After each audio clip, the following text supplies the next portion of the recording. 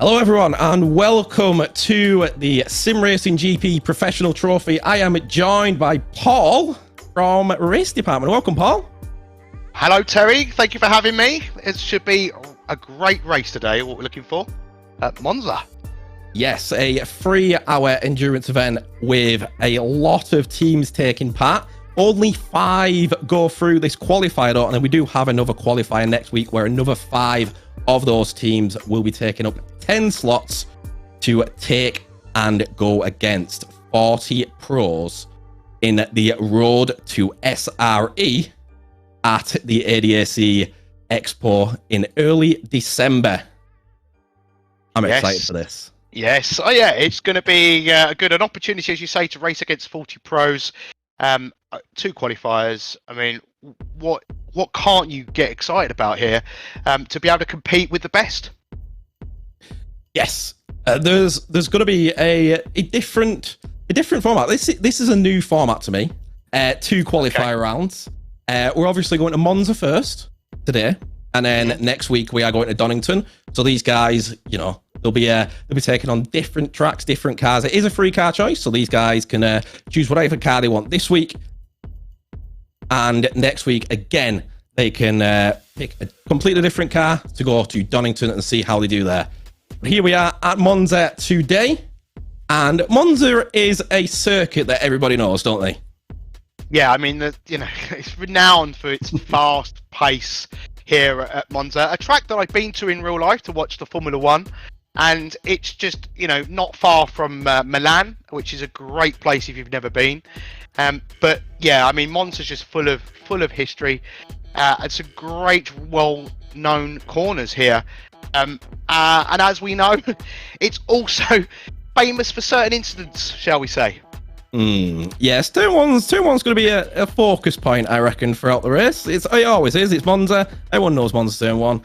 But I think Monza also introduces some great racing because everybody knows it. It's whenever you get into sim racing and you get into, for example, Assetto Corsa Competizione, you come to Monza because it's the first one you find a public lobby for, isn't it? It's the first track you ever race, most likely. And yeah, we're gonna find out just how fast these guys can go in the qualifiers.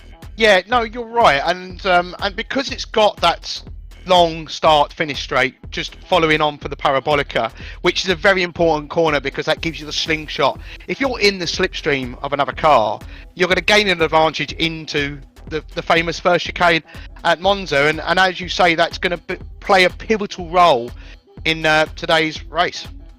Yeah, exactly. There's 11 turns at Monza, and Monza, did you know, is one of the 4 current F1 circuits that form part of the inaugural Formula 1 Championship.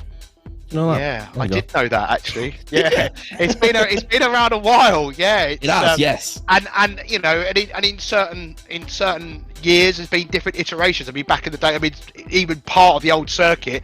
Every time Formula One returns or any other series, fans could get a chance to see the old style circuit because the banking's still yes. there. It's yeah, I mean, motorsport has changed over the years, and now we have the circuit that we have. So yeah, very, very famous. Yes, and I believe qualifier is about to start, so we're going to see just how fast these guys can go around the track. And I'm expecting some 146s maybe. Some 146s if we get it really, really, really key. And see if these guys can really nail the laps. I haven't looked at the server configuration, but I'm guessing it's going to be dry. Which, in Monza, it tends to be on most racing calendars. But if the weather does throw in a kind of curveball at us, that will make things even more interesting. And just looking down the kind of the list of cars, we've got some McLarens in, we've got some Porsches, some Ferraris, of course. But it's unusual to see a Jaguar. So it'll be interesting to see how they perform in today's event. Well, yes, the Jaguar are very fast on the straights. I don't know whether it's going to be as fast as all the other cars on the grid. I mean, it all comes down to driver skill at the end of the day. But you know how you haven't looked at the event configuration? I have. Okay. It could rain. It could rain out there. Yes, there's a brilliant sprinkle of randomness by whoever set up this event. I think I know who that might be, but shall remain nameless. Yeah, we don't want no fingers pointed, but yes. No, I wouldn't be here for the next round. I don't think so. But I think we're about to go into qualified soon. So here we are. Terry, take it away. Here we are indeed, and we are seeing all of the cars come out onto the track. A 30-minute qualifying here for this event. All of the drivers will be able to go out. You can obviously switch drivers rather during the qualifying, because there is up to 3 drivers per team.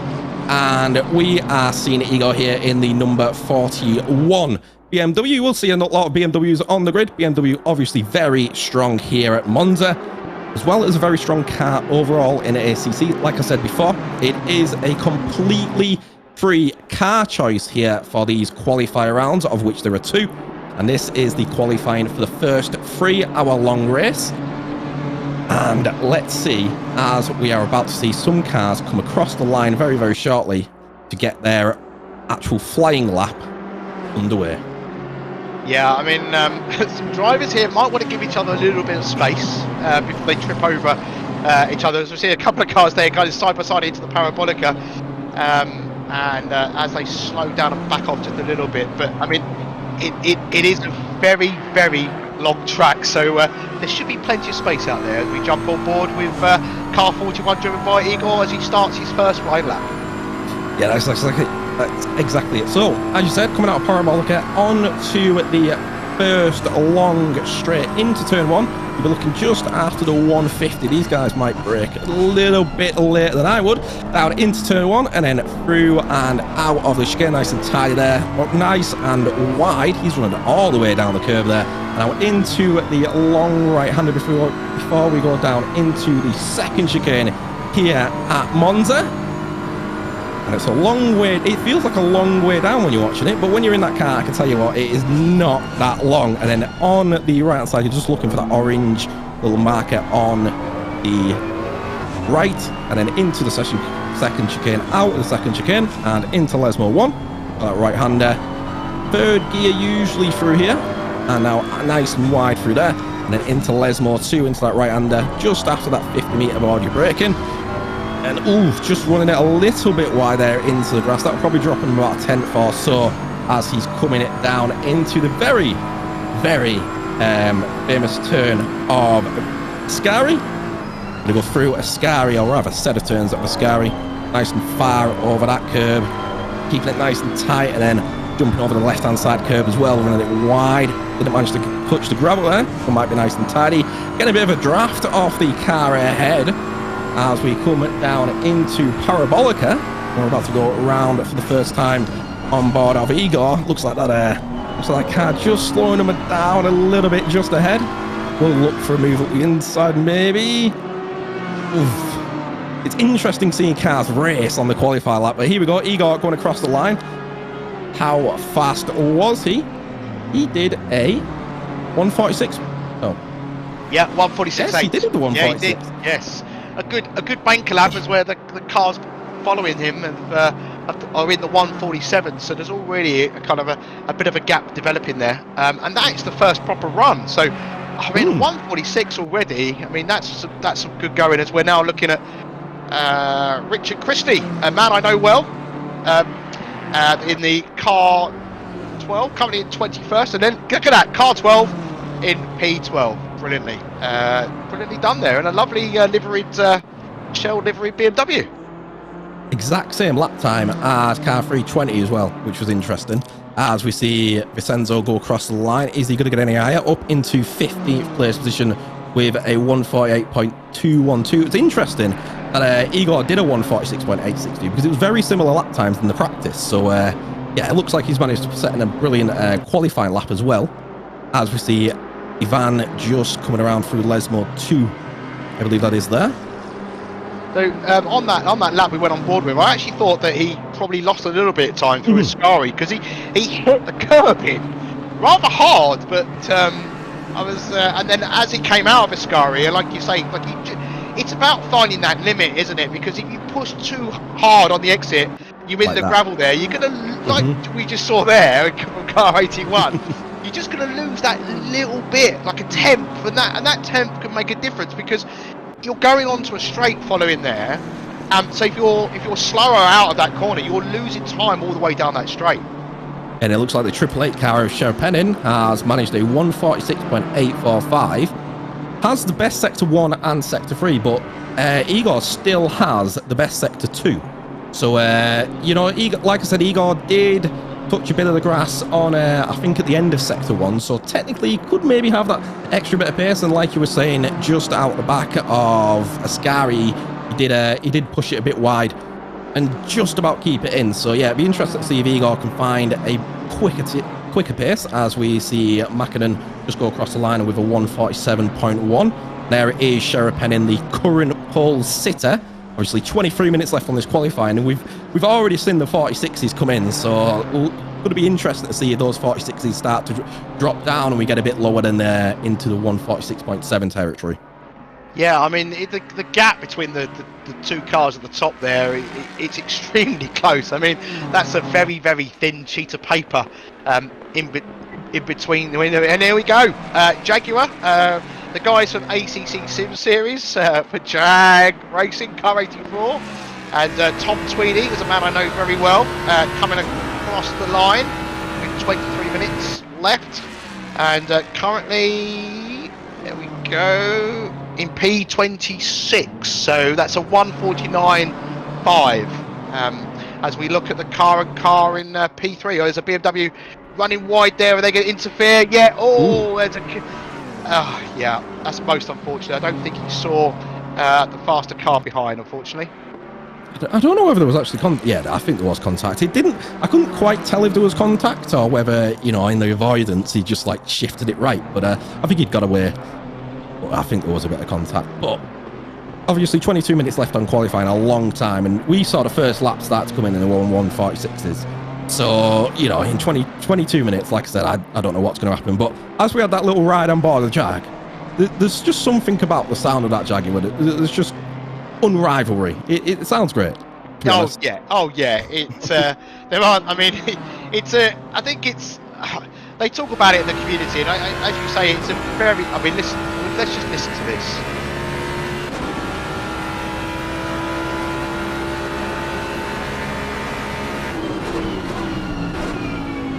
It sounds. Yes. He not long before we joined him, he just had a moment.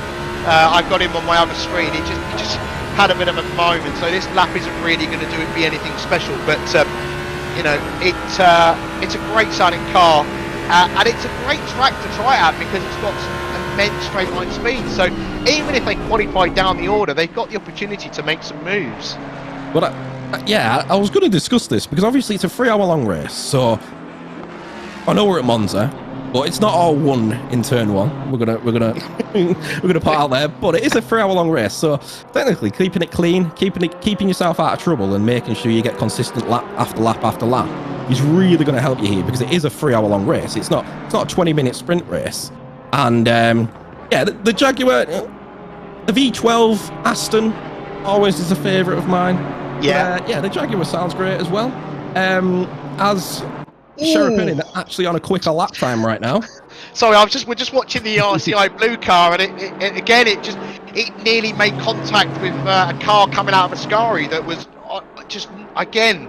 I don't know if they don't have the track back up, or they don't know there's a faster car coming up behind them. But it was very, very close, and the 769 and the two RCI cars are sharing the same bit of tarmac. I wonder if that's a bit of a tactic to give the other car a bit of a slipstream, because as you know, it's quite powerful here. But yeah, I mean, I'm a big fan of the Aston as well. I'm not sure if I would have chosen it for this event. But as you rightly say, this is an endurance event, right? So the race isn't won in turn one, and it's about keeping your nose clean and being consistent as well. Because I'm not the fastest sim racer by any stretch. I mean, if anybody who knows me that's watching the stream can attest to that. But one thing I am is consistent.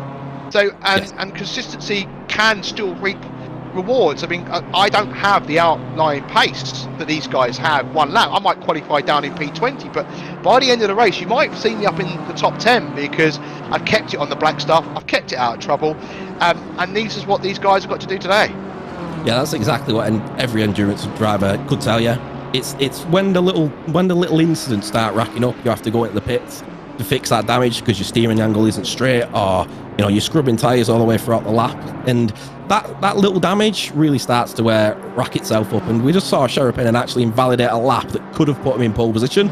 He was actually around about 1/10 up when he was coming through Ascari there, and we saw him just go a little bit wide, but he's going around again, and he is trying to get quicker, as we are just seeing Benkelink just come around through Parabolica right now. This is one of the Sim Sport Racing guys. He's about to go cross line and does find himself in the top 10. It was a quick lap as I was watching it actually pop up on the timing boards. There are a couple of people going quicker as we see just someone hop out of 9th place. They managed to gain 1/10 as they shot up the grid there. But Sherapin, I think Sherapin might be able to get pole here if he manages to actually string a lap together. He's been looking quick. Yeah, I think you're right. I think it's definitely between these car 888 and 81, isn't it? They've really shown some immense pace. And the top 3 now are all in the 146s, which is good to see. And the guys in car 33 are not far away from that either. As we're watching the Sherapin, as you rightly say, coming in P2 and coming round into the Parabolica. Yeah, he's around about 1/10 back. It doesn't look like this one's going to be like I said, he's got the pace there. He just needs to pull it together. And actually, Shermatinsky might actually be able to pick him at the post and just find a little bit more pace earlier than him, because he's currently running around about 5/10 quicker. As you were saying though, the number 33 in 4th place, he's actually running 2/10 quicker right now. So this is really starting to get heated for the at least the top 4. And if this is anything to go by for the actual race, remember, only 5 of these teams qualify rather. If this is the qualifying and it's this heated for the qualifying in the top 5, imagine how it's going to be for the race. Yeah, I was just about to comment on a car that were 9/10 up down in the, and I've just lost them because they've just popped up somewhere else on the leaderboard. But I was just looking, because we tend to, as commentators, focus on the kind of the leader cars. But I was trying to just see, there were any cars about to make some progress, and yeah, they popped up from like P28 to somewhere, and I completely, my mind just lost them. But I can see that currently P13, there's it Pertile and car 958 is currently 3/10 up. The quickest they've done is a 149. So hopefully they can keep that pace up. That will get them into the 148s as we're watching across. There we go. Yeah, up to 9. So that's some good progress. And there's a lot of green on the leaderboard at the moment, isn't there? A lot on the timing board. Yes, a lot of guys are finding that pace.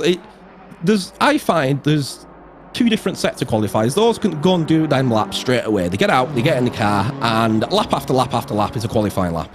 And then you get the guys that, take 10, 15 minutes, get yourselves warmed up, get into the rhythm of the qualifying, and then you go out there and you start doing your fast laps. And I think we're starting to find those guys that are getting into the latter stages of their qualifying, where they're actually happy with the car. It's where they want it to be. Obviously, you had that practice beforehand, and now they're actually doing the qualifying. And you're finding that, all the way down to 11th place, 4 attempts off.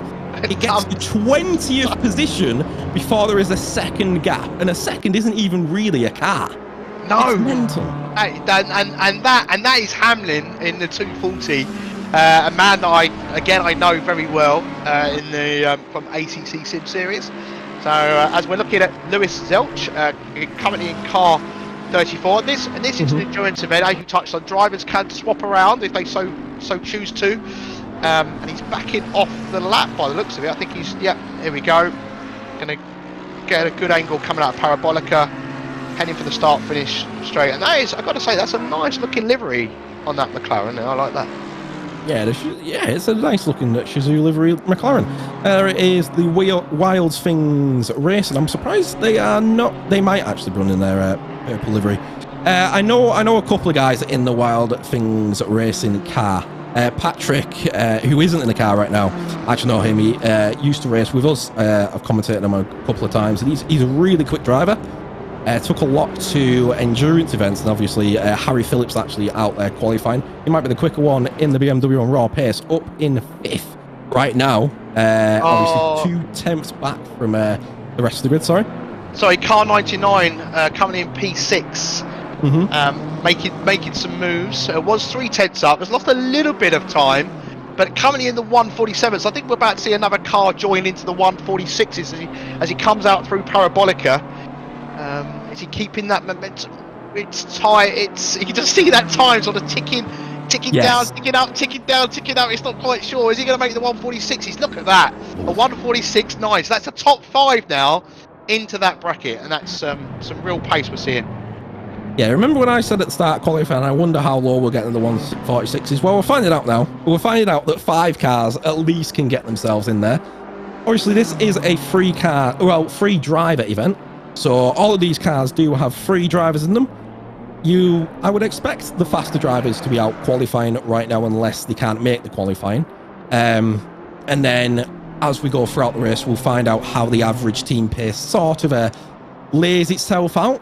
It's interesting to see how close these drivers are in terms of raw pace, though, already in the qualifying, though, isn't it? It's mental, isn't it? I mean, it's just, it's taking that consistency into the race, right? And that is the difference. I mean, over a career like someone like Jenson Button, you would never put him down as like a qualifier. But when it came to the race, that's where he shone. So these teams, I'm guessing, are going to have some who are a bit like myself, who I would say it's all about consistency and keeping on the track, not necessarily being the quickest, but maybe actually in race pace that they are quicker, because like myself, I just crumble under the pressure when it comes to qualifying. You know, like it's very easy, isn't it, to try and break that little bit later and break a little bit too late and then push a little bit too hard out of the corner or whatever that looks like, and then invalidate that lap as well. And like you say, it's great to see. So Luke Southall, I can see we're just watching him now, and he's coming in around about 3-4 temps up, and he's gone a little bit wide into the entry in Parabolica, which unfortunately has scrubbed a little bit of his time off, but he's still going to make an improvement, and there we go, up into P11. So if he can just get the Parabolica, he's got a couple of more positions in that car. Yeah, that's exactly it. Like, you gain a 10th here and you could gain 2 positions. That's how close this is. If you gain just over a 10th, Luke goes from 11th to 9th. That's just how close his qualifying is right now.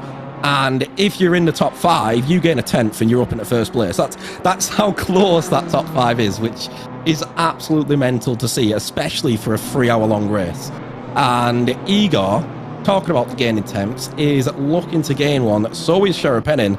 And we are about to see this qualifying get closer and closer as we enter the last 10 minutes, I believe. Yeah, so Sherapin is coming in 10th up, but he's again, I mean, it's just bits of time here, and Igor again, he's up. But it's so easy to throw that little bit of time away because he hasn't got a lot of time on the book. And as I say it, that's exactly what's happened. Yeah. And it's all about the exit there out of Scari, which I touched on before, and it just affects that momentum down the start finish straight. And as he goes through a Parabolica, unfortunately, he continues to lose that time. But Sherapin again, he's right on the edge of making an improvement. I mean, it's touch and go for these guys. Yeah, you just saw Igor come across the line then, and he wasn't happy with losing that little bit on the end of a Scari there. You could tell it in his face. But yeah, Sherappenin, like I said, it just needs, when you're at this level, to find just that extra bit and nail it all together. That's what's missing. Right now, the best sector 1, 2, and 3 is split between 3 different drivers, and the fastest car in the grid doesn't have any of them. That's how close this is. Sherappenin has the fastest sector 1, Igor has the fastest sector 2, and the number 99 car actually has the fastest sector 3. All the same car, just all different setups. So none of the fastest cars actually share all the sectors. It's absolutely crazy, especially where Szyminski, right now in first place, only has the best lap, and that's all that really counts when it comes to the qualifying. So just want to draw your attention to the Jaguar. He's currently 3 temps up. We've got Fabini now in the car 84. They're coming all the way down in P29.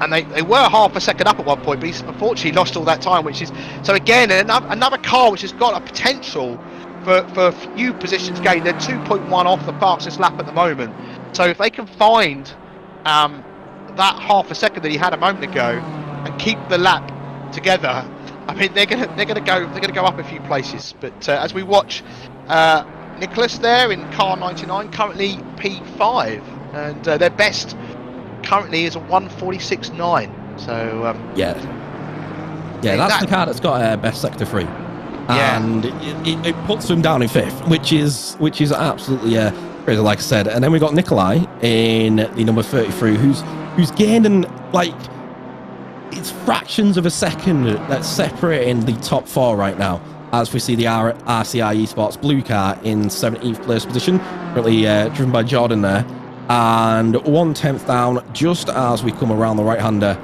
And then all he needs to do is just find the time somewhere else, because currently he's 7/10 down, which means that there is time to gain everywhere, most likely.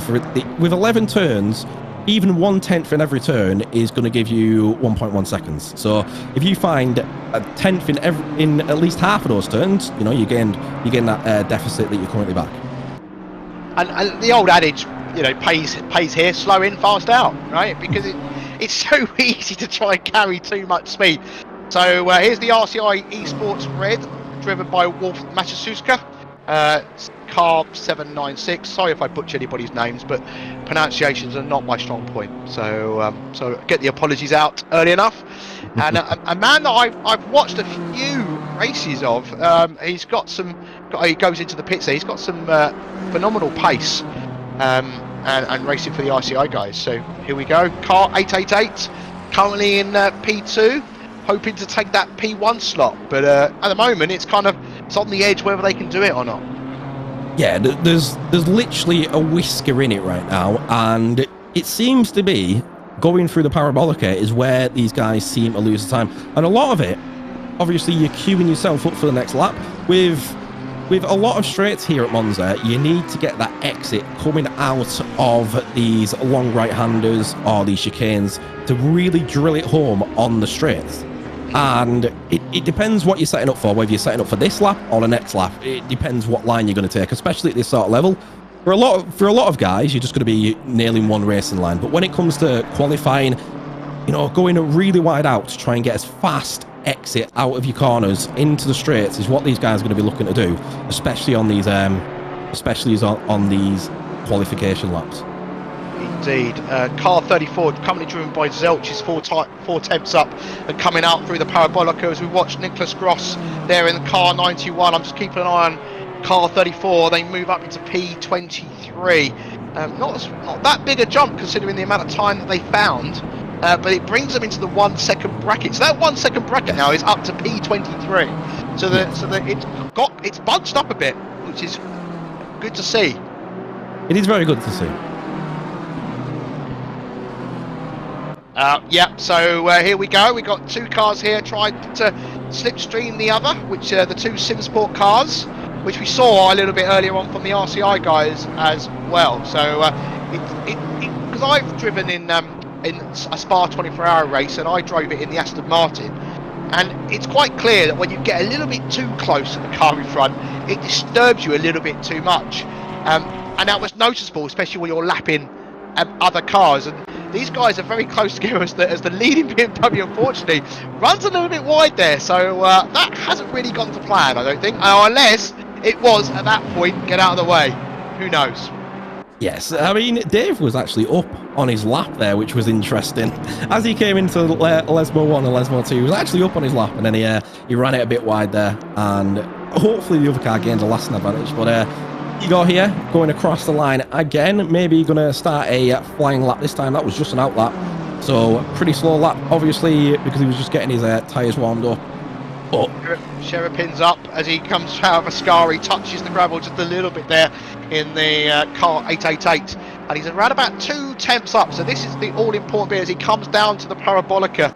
And we've seen a lot of cars throw away time here, so what does he achieve? And he's gained time on entry. Can he keep the momentum of the BMW? He can, just about.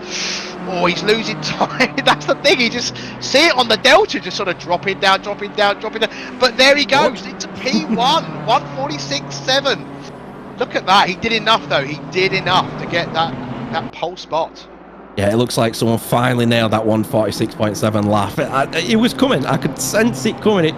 Just no one could put it together, but Sherpanin managing it to absolutely nail it together, and that Triple 8 car going into pole position.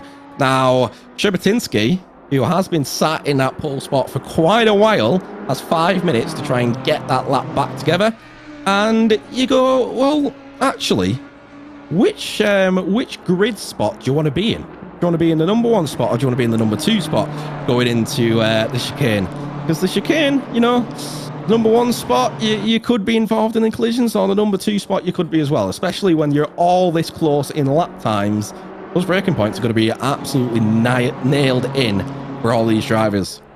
Well, yeah, I mean, I'd rather be P1 and 2 because you potentially, you know, you've got a lot of cars behind you, around about 29 cars behind you, and if you're mid-pack, I'd be more concerned because it starts to budge up. That's where it tends to go, as we say here, a little bit piquant, and as we're watching Harry Phillips in car 96, currently in P6. Just outside of the 146 bracket, and and he might be trying to get a tow of Sherbatinski there, just ahead. So you know, and that's what we're talking about. We're talking about just those minute temps, aren't we, Terry? Because, and this is what they're trying to do. They're trying to find that upper hand, and we see it in other motorsports, especially particularly in Formula One, where the drag is that much more, and the downforce is so much more than the GT3 cars. Yeah, that's exactly it. I mean, the BMW is a big car to begin with. It's not the most streamlined car, but you're seeing how much difference Harry is actually getting. He was around about 1-2 tenths up, coming in through Lesmo 1 and 2. Now coming down into Ascari, he's dropping back just a little bit from Sherbatinski, who isn't actually on his fastest lap.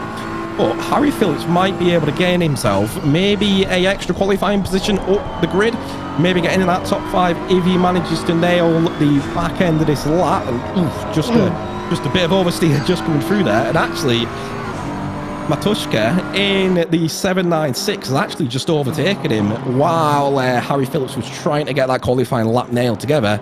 And that has allowed for that 796 car to actually get himself into 6th place position. So Harry Phillips dropping down to 7th on that qualifying lap. And whilst also we were watching that, I was keeping an eye on car 769 driven by John Daly. That popped up into P17, where I think they were up 1.5 on their best. So they're now 7 tenths away from P1.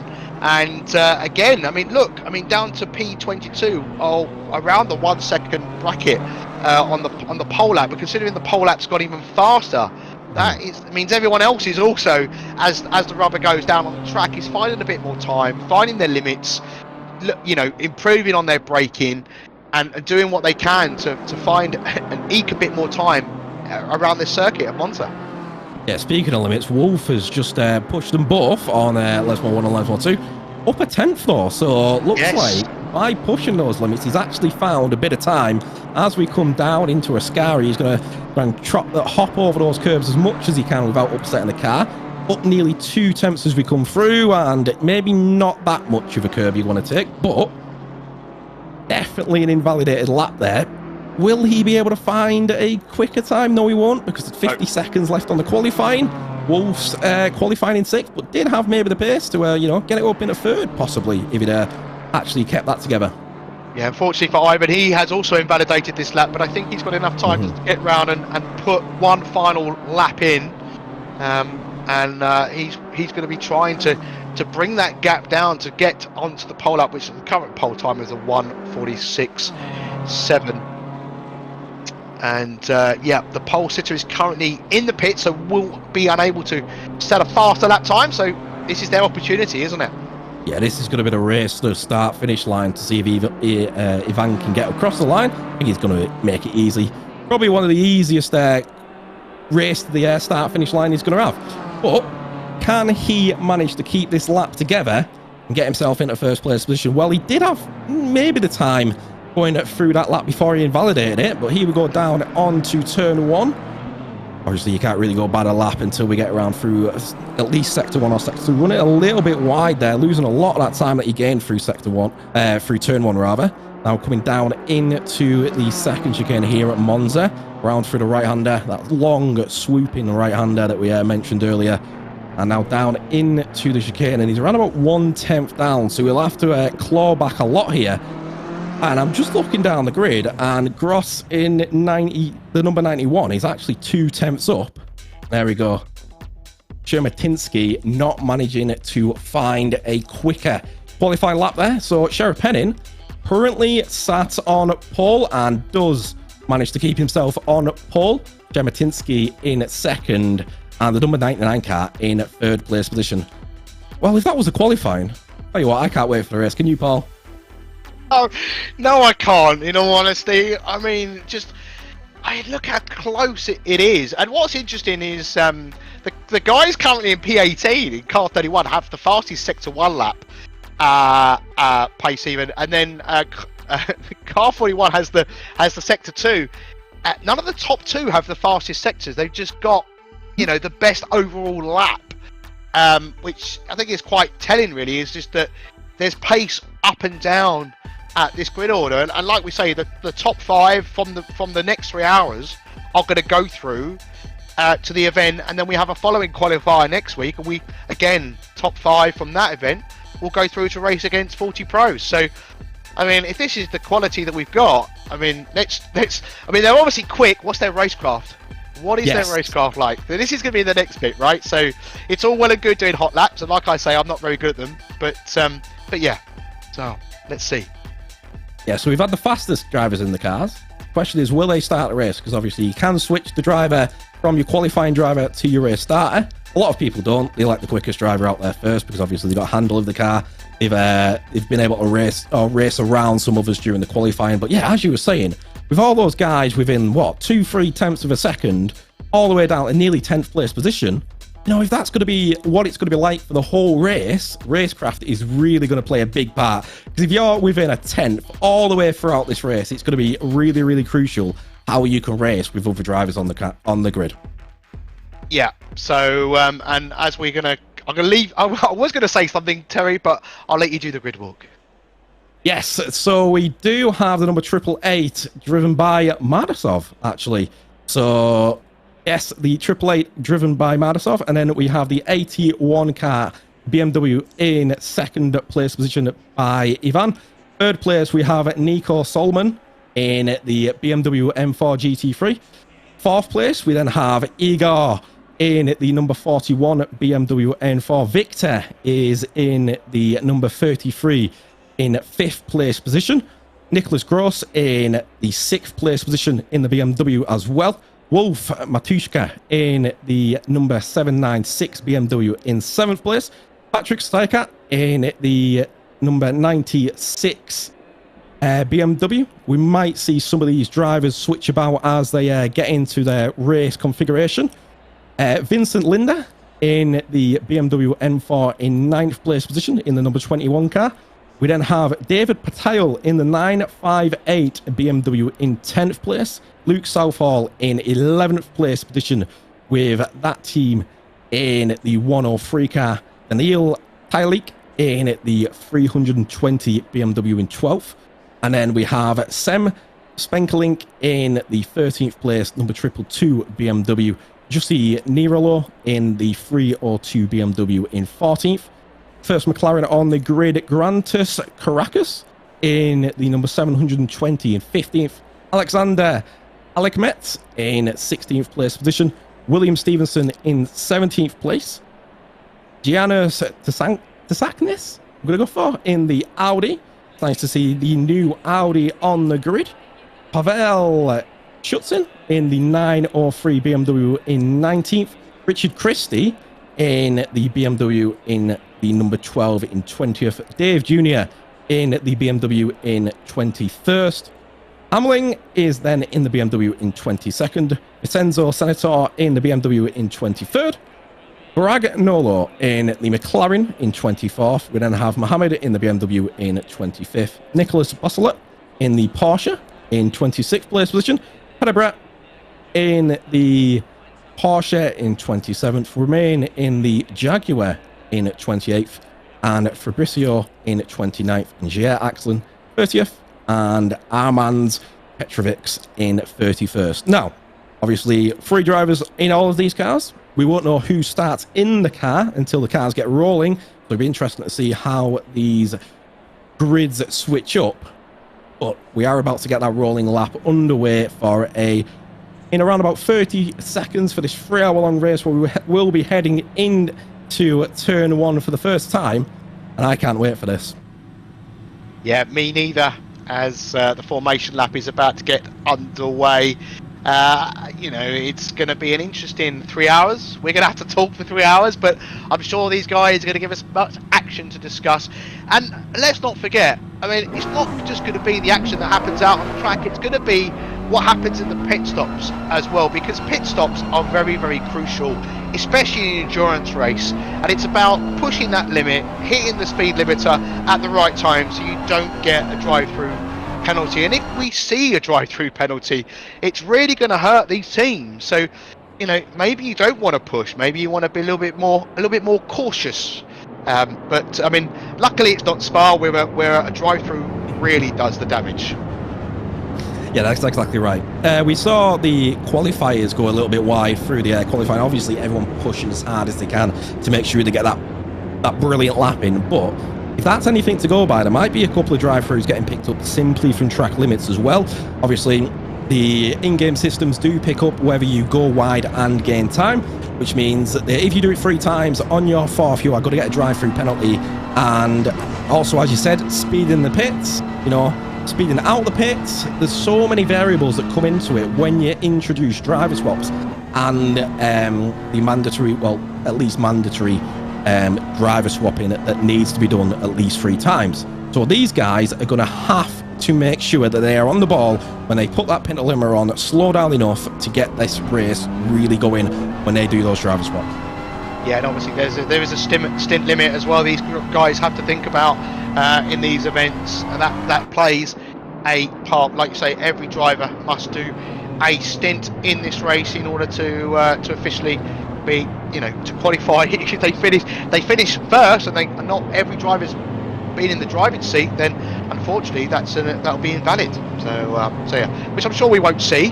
But like I say, it's going to be a challenge. It's about pushing at the right time. It's about driving smartly.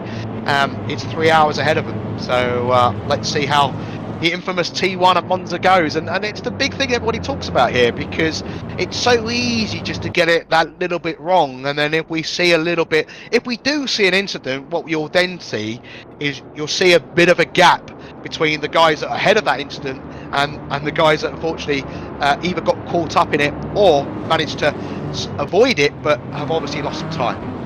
Yeah, hopefully it's the latter of those. You don't want to be caught up in an incident, but yeah, as you say, you will likely see at least one separation in terms of the pack. Especially when it's so close, all these guys are going to be absolutely looking to nail it, and it looks like Sheriff Penning is starting that Triple Eight car. So as I said, obviously once it gets rolling, we'll find out who's in the cars. Shemetinsky remaining in the 81 car in 2nd place position, and then we have Anke in the number 99 in 3rd place. So it looks like most of the drivers that, at least that I can see, are remaining in their car after that qualifying. So like I said, most of the guys that did the qualifying have remained in the car. A lot of BMWs on the grid, a lot of close matched pace by the looks of it, so it's going to be a very tight race for the next 3 hours.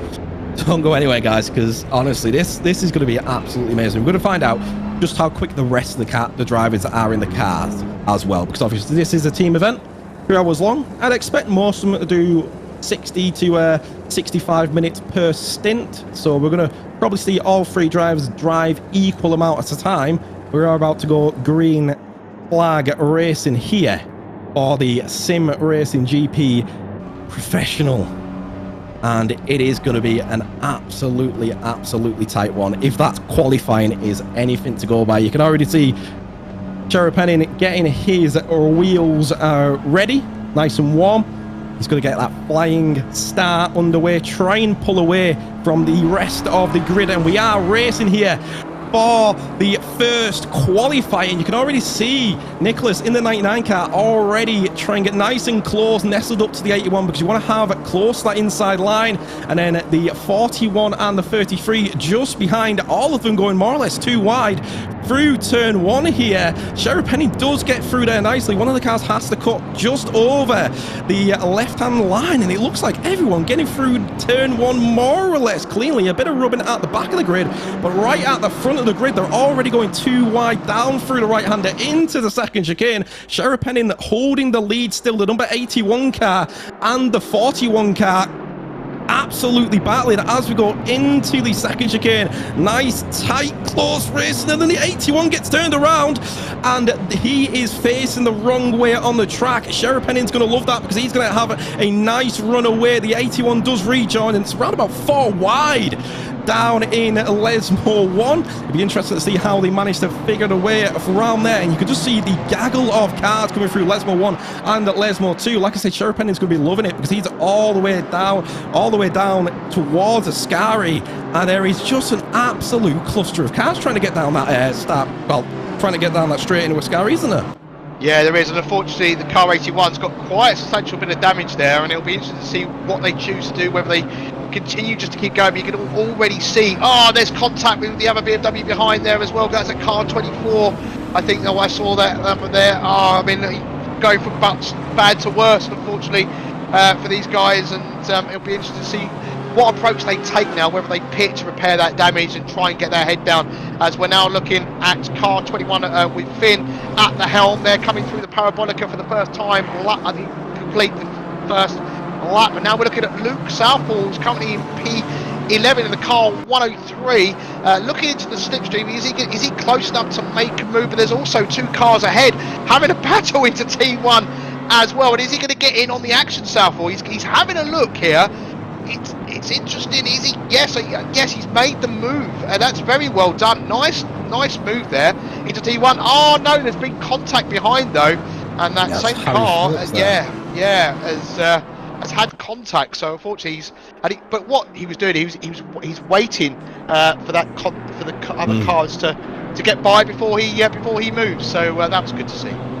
Yeah, trying to get maybe 2 into the second part of that game is very difficult.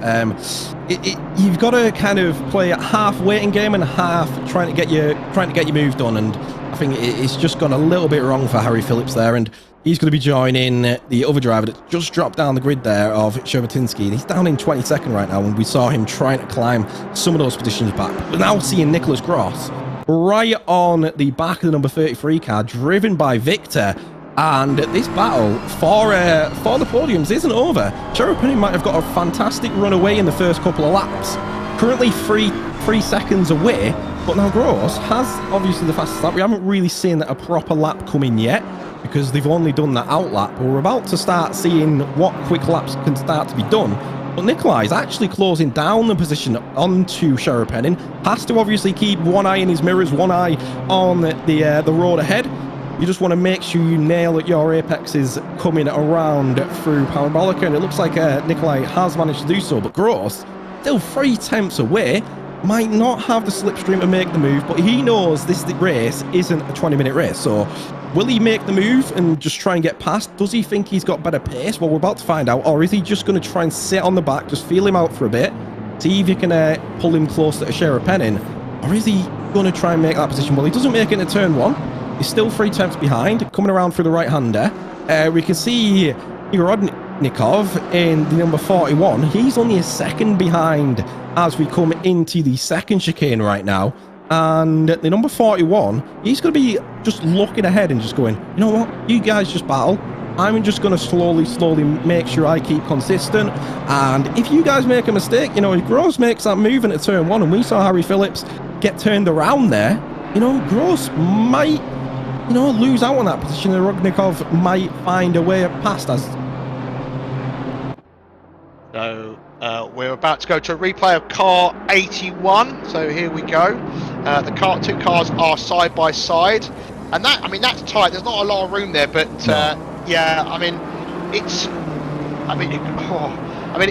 the kind of contact afterwards. And unfortunately, I think we see it in racing time and time again. It's trying to give the other car a little bit more room, but then unfortunately, because it's still early stages in the race, it's then the follow-up cars, unfortunately, is where the real damage is caused. But talking of which, we do have live stewarding for today's event, so there will be race control announcements for you, so they'll pop in on screen, and I know the stewards are looking at an incident for the start, and I can see there will be a penalty for a car coming in shortly. But there's that's the best thing about this as well, is that there might be incidents, but drivers will get reflective punishment for those. So obviously it never quite works out the same, but we do try. And there we go, car 84 with a 15-second penalty for contact with car 7. I think car 84 is the Lonely Jaguar, so currently down in P30.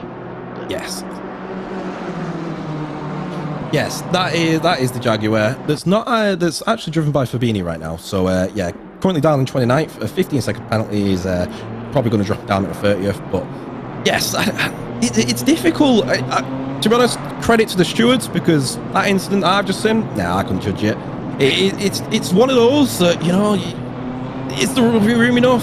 You can debate it for hours, but tell you what, it was tight coming through that chicane, and I wouldn't like to be either one of them drivers in that position. But the 81 there, just obviously having that little incident, and yes, as you said, live stewarding, absolutely brilliant, because it means that these drivers are going to be the justice is going to be there instantly. It's not going to be a post race, and you kind of go, oh well, I've got the result, but. It's great when you get to see it in the race, and I've credit to the stewards, like I said. Gross still right on the back of Nikolai, and like I said, Igorodnikov, he's going to be happy with that, and he is, because he's currently closing it down. He's now 8 tenths away from Gross. So if we ended the race now, we're not ending the race now, we're ending it in 2 hours and 52 minutes, but if we ended the race now, Igorodnikov would be in one of those qualifying positions. So winning the race is great. He looks at the last lap times, because Sherpin's just set the last lap of the race there. As you cross the lines, I say that we were 1:47.9, because I was about to say the two guys behind were quicker than Sherpin last time round, but he's just got an absolutely ruined me there, because he's just set the fastest lap of the race as Gross, and then has a look into T1. Oh, he gets on the brakes very well there. I thought he was gonna. He's close to the back of the 33 car. I mean, he couldn't have got any closer on the brakes. That was a fantastic into T1, and now is he going to have a look into the second chicane? You want to break around about the 100-meter mark, and he's got the inside line, and he isn't ahead though, so this is interesting, but I think that is smart driving for both of them there. And the problem is this is slowing them down now. Look who's right behind, ready to pounce. Yeah, that's right. Igorodnikov is coming through Lesmo 1. He's actually managed to get it ahead of Nikolai. Just he was coming through there. Doesn't run it wide, so does manage to retain that position. But Nikolai now has just lost 2 positions in basically 1 and a bit corners, really. So Nikolai is going to be looking at it and going, well, I can't make any more of those mistakes. I better get those positions back. And now Nikolai is going to be in the position that Igorodnikov was in just a lap before, where he's just like, I've got to find this move. And Igorodnikov is actually looking to get it past Gross, I think. He's like, well, I've actually got the pace here in the number 41 car. Let's see if I can get past the number 91 and maybe start to close down to Sherpin, who's actually starting to run away with this. Like you were saying, he's found some lap times, and he's like, I'm just going to stick these in over and over again, because I want a nice comfy gap when we come to switch drivers, because we don't want any sort of missing the pit box or anything like that. We want to make sure that we absolutely nail the pits, and that's what Sherpin's stint is going to be about for the next around about 50 minutes or so, until that number 888 car comes into the pits. Igorodnikov, is he going to look to make a move into turn 1? A very similar move that we saw a lap ago. I actually think he's got a bit of a better run into it, as we see them go too wide in. Does go through though, and up into second. So he wasn't hanging about looking for that move, and he did make that move up into second. He's going to be very happy with that. And Nikolai is now going to be seeing that he has just lost basically 2 positions to the number 41 car there. Yeah, so here we are looking at Harry Phillips on lap number 2, and just an unfortunate tap from the car behind there. Yeah, it's hard into T1, isn't it? It's kind of like you're aiming for the apex, and if your focus isn't there, you don't realise there's another car there. But on the same foot, you can say, well, that car's sticking its nose in. It's 50-50 for me, and that's a bit of a racing incident. Yeah, that's exactly it. Like I said, I'll let the stewards decide, because they've got the fun job of having to go through all these incidents, and you know, you're never going to make everyone happy. Is what I always say with stewarding. Someone's always going to not be happy with it, and you know, it's one of those. I would have said racing incident personally for that one as well, but. So we're looking at car 41, and here we go. Race control just step in. We will car 137. Final warning for contact with car number 12. So the stewards are probably keeping a close eye on them. Something we haven't seen on stream, but they have as they get the instance and take a look. But I was just about to say, I feel like this man here, Igor, coming in P2. Was a little bit out of place in qualifying. I mean, we saw one of his laps, didn't we, that he has also 240 has got a 15-second penalty for contact with car 81. That's just come in as well from the stewards. He had time until he got onto the parabolica and threw it all away. So it's just 2 very clean moves very early on, which I think is showing that this man's got race pace. So it'll be interesting to see whether now he can start making moves on Sherapin. Yeah, we've got to remember that Igor was actually right up there with Sherapin in the qualifying, and like you just said, he's done the fastest lap of the race so far, 147.8 coming in from Igor, as we see Gleb here in the 903, just trying to close it down on to the 302, who's currently in 12th place position, currently driven by Narola.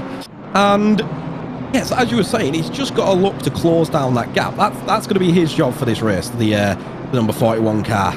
And the job for the rest of the drivers is see if they can get it onto the top 5 that's slowly trying to pull away from the rest of the grid. And Gleb wants to make sure that he isn't in the back train that's slowly slipping away from that top 5. Because remember, the top 5 only are the drivers that go through into the qualifying themselves. And there it is, Sherapin in the current leader. Remember, did start in pole, managed to get a good clean run away in pole position. And then we got Igor in second place, 4.8 seconds back. But he is trying to close down the gap, but he has 2 cars following him. There is Gleb again. Oh, Gleb there just got a little bit of a wobble on as he's coming into the first part of Ascari. It's so easy to do through there, though, isn't it? I mean, you try and carry so much speed, but he's now under pressure from Parek behind in the car 690 as they go side by side, but Gleb has the inside line, and that is the better line when you come into the parabolica. But this is side by side action all the way, giving each other room as well, which is really pleasing to see. But Gleb just sticking on the inside because that's the line he wants into T1, and he's going to, like, go on then, you go around me, and by the looks of it, he's going to try. Yeah, Parak's going to have the run because he did go a bit wider, but obviously going into the outside line around here isn't going to be favourable unless he manages to get it into that, just into that gap between the car and the curb. Didn't manage to get it done there though, but Gleb holding it on to 13th place position. Parak didn't manage to get it through. Will have another shot next lap, obviously. Of course, he's gonna try and go for it every single time, but the number 31 behind, that Audi is starting to get itself into the race here, and he's got a prime time view as we just go through the second chicane here. Nice and close to the curbs on both sides, nice and wide. Now down into Lesmo, ran around through that right hand there. Ooh, that BMW looking a little bit shaky from the angle that I was looking for. Indeed. Just race control there coming in with car 302. We have a final warning for contact with car 96. So the stewards being relatively, they want the racing to take part. They're not trying to ruin too many people's races. So a little bit of warning here and there is what we like to see. But yeah, it's good. I was about to comment on the Audi actually. I'm glad you picked up on it because I'm a fan of the Audi personally. I know a lot of people say the engine's in the wrong place and it does some weird things in certain corners and under braking, but if you put a bit of practice in, it's a solid car, and it's the only one taking part today, and it's just kind of sort of sitting back, watching, letting the battle, a bit like what we've seen earlier on with the battle for P2, just letting what's going on unfold. And here we are now with car 33 of Victor Nikolai at the wheel, chasing Ross ahead. Yeah, that's exactly. He's looking to get our position back, isn't he? We just saw in the background, coming out of Ascari, one of the McLarens in the background. One of the few McLarens in the grid. But yeah, I like the Audi as well. I like the looks of the Audi. As we see Finn try and hold one of the McLarens back, the other McLaren on the grid. In fact, he's managed to actually get past him there. It's reporting 10th on the left-hand side leaderboard, so that must mean that he got through and passed him on sector 1, and he's now up in a 9th place position. So not holding that McLaren back, actually getting past him, as we see just Parak just trying to get past the BMW ahead, the number 903. And that McLaren, I mean, that Audi behind, he's looking like he might find a move sometime in the next few laps, actually, because he's currently only 4 tenths away. And yeah, the Audi does do a couple of strange things. It does, I would agree. Luckily, we're not at Spa. He does a lot of strange things at Spa, but we're at Monza, which is fantastic, because we're going to find out if that Audi has the pace on the straights and doesn't do too many strange things over the curbs. But seems like the BMW the favoured car here at Monza. Yeah, indeed, and we're looking at Victor now again. Car 33 coming out Parabolica, looking to get the slipstream. Easy for me to say for car 91, and are they close enough? Probably not, but as we get close to T1, he's edging ever so close. He's making his intentions known. He just sort of pulls out a little bit, ducks back in, thinks better of it, and sometimes that's all you need to do to distract the other car behind. And sometimes that's what you need to do. You just need to remind that car ahead, yes, I'm here. Whether that's just ducking out, making it look like you're going to make a move but not, or whether it's potentially flashing your lights as well. So you know, it could be psychological, some of these moves that drivers make. Yeah, that's exactly it. A lot of times you'll see cars and you go, he's never going to make the position there. But that's because he's not looking to do it. He's just looking to make himself known that he's looking to get past you at any point that you can. And if he just shows himself in that mirror and says, look, I think I might be able to pass you sometime soon.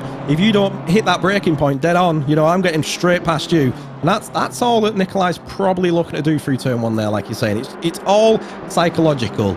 And these little bits over an endurance race is what starts to really wear away at a number 91 car. He's just got to make sure he looks forward, goes, I've got the pace to keep it ahead. As long as I keep it consistent, as long as I don't make any mistakes, that car really can't get past. And that's all he has to do, does Gross, in that number 91 car. So it'll be interesting to see how this plays out over the next 42 minutes, because there's still 42 minutes for these guys at least to go head to head, because after that, the next driver will likely hop into the cars. We see Nikolai go around the outside here through Parabolica. He's probably going to cut to try and get onto the apex, and then gets foot down nice and early, and then look for that inside line. Yes, he does. There we go. Nice and powered through. He actually looks like he got his foot down a little bit early there, just how much exit speed he got through there. And he's actually going to be ahead going across the start-finish line. Now down into turn 1. Like I said, he was just saying, I've got this position when you make a mistake.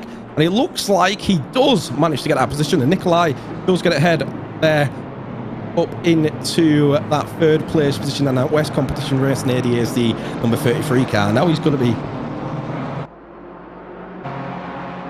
And now we're going to cut back to a replay of the Jaguar. That's car 84 on lap 2. An instant there, and gets... I think he has a little tap of the car ahead, which then creates a bit of a domino effect.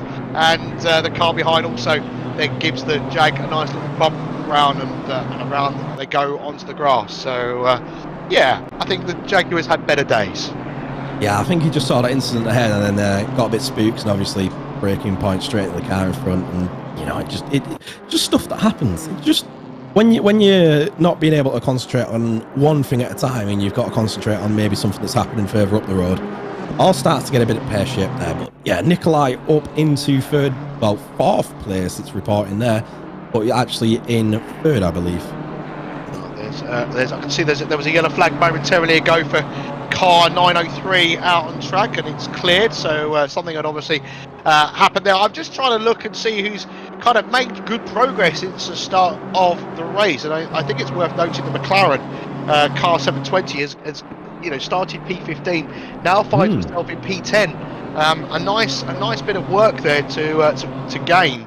I think that might be one of the biggest gains we've seen through the race so far, but we're only 20 minutes in. Car 690, final warning for contact with car 302. So again, any more and they'll get a penalty. So and then final warning also for car 53 with contact 84. There's a lot of final warnings. I feel like Stuart try to I'm being told that a lot of that is due to turn 1 incidents on lap 1, so I think for that reason the stewards are showing a bit of leniency, so that's good to see, because we want the race to be done out on track rather than through penalties, don't we, Terry? Yes, yeah, you never want a race to be decided by penalties if you can help it. Luckily, a lot of these penalties we go, obviously when they come into the pits, they'll have to serve that 15-second or whatever penalty they get. We just saw Caracas nearly breaking at the back of Mackinnon there, but just managed to keep it out. And there's Just Parak in 13th place. Looks like he has managed to get it past. Oh no, he's 13th place, and that Audi is still on the back. He's still on the back of him, that Audi. But there's a couple of other cars that have now joined that train. Parrot there, sorry, just had a bit of a wobble, and that's got the Audi right on the back of him now. Sorry to cut across with you, but yeah, I mean, but he's also got a BMW right behind him as well. This is some. It's like, what do you? Thing is, right? If you lose that momentum, I mean, if that Audi goes to make a move, he could potentially lose 2 places if he gets it wrong. Well, it's looking like he might be able to lose. Well, not might be able to, but it's looking like he might lose 3, maybe 4 positions if he gets it really wrong and has to go wide off track. If he's looking to rejoin, he's going to lose 4 positions. So just needs to look and make sure that he's keeping it consistent throughout the race, and obviously try and keep himself in that 13th place position as we go to Caracas. And I saw him nearly find a move on the 21 as we came down at turn 1 about a lap ago, and it looks like he's closing down in at McLaren. That McLaren, brilliant at following cars, obviously with that slick shape, and that BMW punching through the air there. Caracas is probably going to be a little later on the brakes, just try and nestle himself up. Looks like the gap's about the same through turn 1 chicane, through turn 1 and turn 2. So we're going to look now at Simracing, reason why he got a warning, and as you can see here, he's in the BMW, and they go 3 wide there. Unbelievable, Vidge. I mean, that is brave.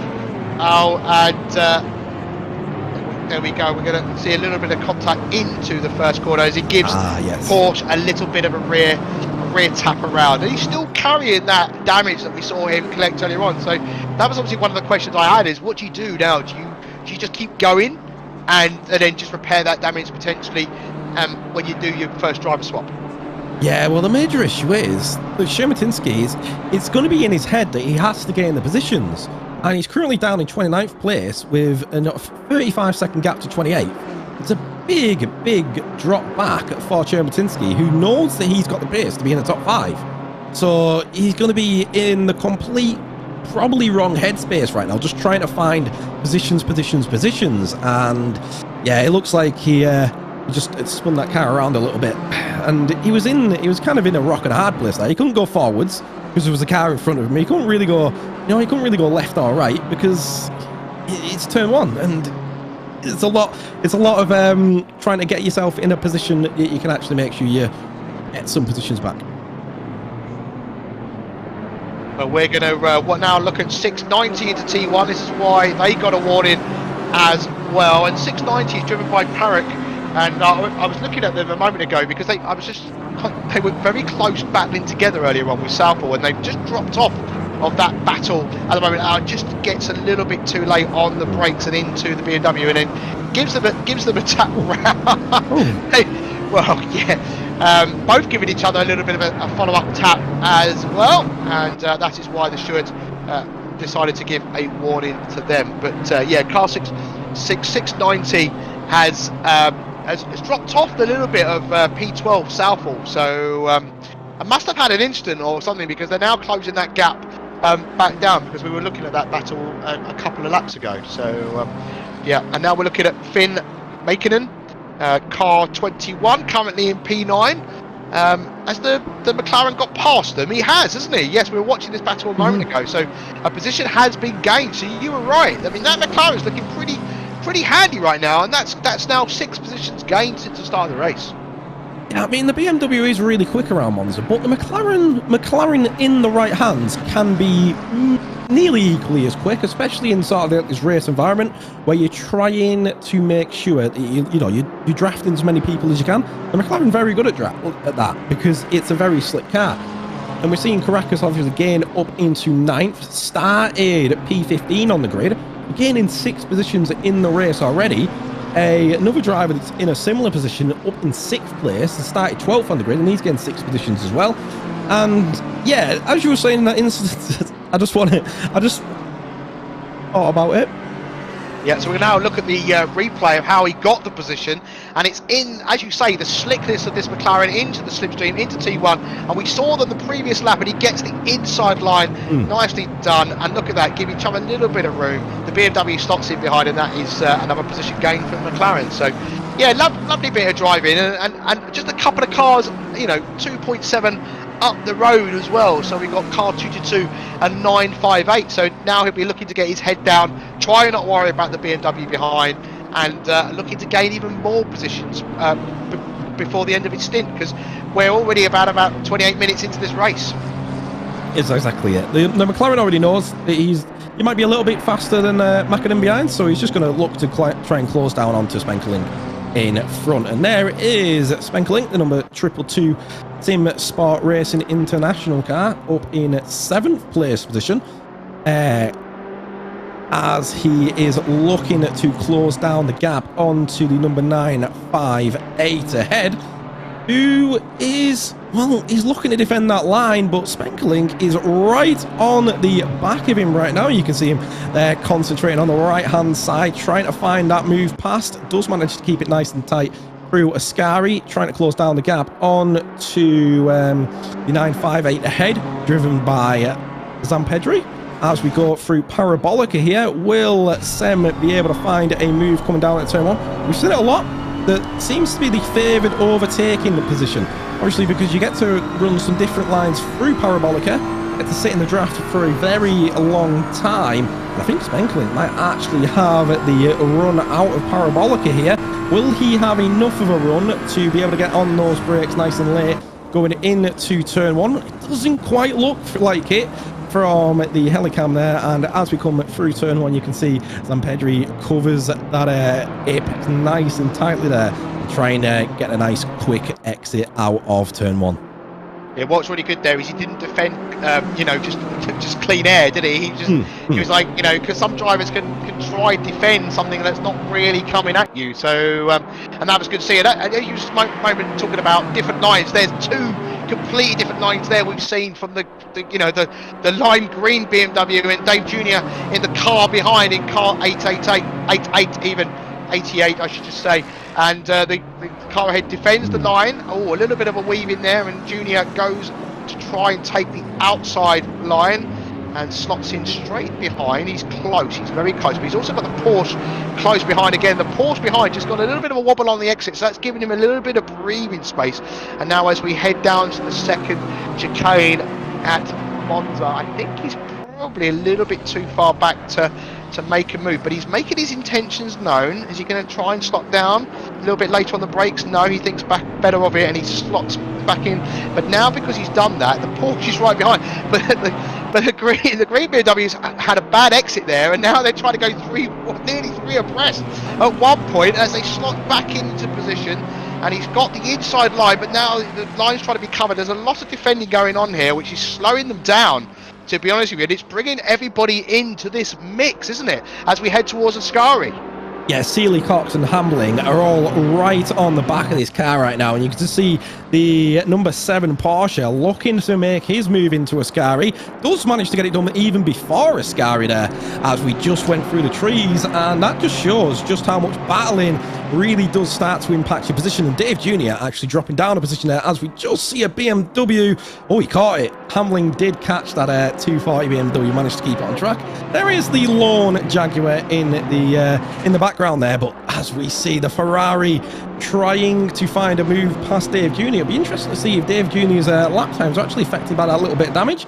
It looks like he's lapping around about the same lap times as everyone else around him right now, but whether that's his raw pace, who knows. As we see Gleb now, he's going to be battling to try and get it past Vincenzo, who's currently in the 141 BMW, sorry, as we go into a very similar situation to what we just saw a lap ago. And Gleb, oh, missing the braking point there, having to bail out of that corner, does lose the position.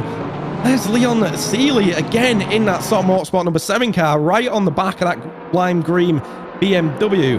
And this is fantastic battling, isn't it? It really is. And can I just say, I was really impressed by Gleb there, getting out of that move rather than, you know, avoiding contact. And it's so easy. These guys side by side into the second chicane, and you know, that again, it's a great move trying to stick your nose in there, because now he's had to back out, and it's potentially gonna mean Junior's gonna be right on the rear spoiler of that Porsche, the Sot Motorsport. This is it, right? It just swings one way and then the other, because you try and make a move, you don't make it stick, you have to back out, and now you're being potentially going to be swallowed up behind us. We're now again looking back at Gleb in the 903 as trying to go 3 wide here into the Parabolica, and the Audi has got the inside line. Is there going to be contact? Yeah, oh, is there? Yeah. There was contact, yeah, just with the 903, unfortunately. And yeah, it's hard to say who's at fault there. Let's leave that to the stewards. But here we are back at Leon Sealy again in the Porsche, and the lime green BMW is running away a little bit as these guys here battle, and the Hamlin has caught onto the back of these guys after his momentary moment a lap ago, and he's having a look now at the Ferrari behind. But as we're looking at the Porsche, Dave Jr. is trying to get onto the slipstream, and it's just action, isn't it? And this is what we love. So David Cox now in the Ferrari under a bit of pressure from Hamlin as we ride on board with Cox in the 53 car in, I think, what is the only one of 2 Ferraris. And is he going to have a look in here? No, he's not, but he's just planting it nicely in the middle of the road, I think, just to try and save the Hamlin. Oh, as Junior there has to take action through T1. Yeah, he had to just bail out of that corner, but does manage to keep hold of his position, does lose the gap he was right on the back of Sealy of, though, but that has allowed Cox in the number 53 Ferrari to get it right up nestled alongside his spoiler, and Cox just looking around the outside, thought better of it. Gonna see if Dave Jr. can maybe slip up once again. Here we go, side-by-side action. We're going to see Sealy in the number 7 trying to close it down on to the number 39 ahead, the BMW ahead. Then we're going to see the battle that's happening with Dave Jr. in the number 20, the 23rd place position battle on that left-hand side, with Hambling in the 240 looking to close it down onto the number 53. Will Hambling manage to find a move coming into Ascari while he's looking for the inside line? Just trying to show his nose a little bit, I feel, there in that number 240. Yeah. I mean, it'd be a brave man to make that move, wouldn't it? There, I mean, yes. I've seen it attempted many times, and you know, 9 out of 10, it doesn't end well. But again, this is letting Fabini getting involved in the action in the Jaguar. He's right on the tail of Hamlin. This is just phenomenal bit of racing further down the order. Yes, there's some absolutely fantastic. I'm just looking up and down the grid, and there's just racing going on everywhere. It seems like in the last 30 minutes of this stint, everyone's just come alive, and they've started to get into the groove. They started to really feel themselves out in this race, and now Dave Jr. just trying to close down that gap. Hambling right on the back of Dave, who's trying to close down the gap, as well as David Cox in the number 53 AF Corsa Ferrari there. He's looking pretty racy now, right now. Can he close it down onto David Jr., who has managed to close it down onto the Sot Motorsport number 7 Porsche, and it looks like in the foreground there, we're seeing the lime green BMW getting overtaken by the yeah, Porsche. Sealy and the Porsche, yeah, in the soft motorsport Porsche. The move has now been made. So, but the BMW's trying to fight back.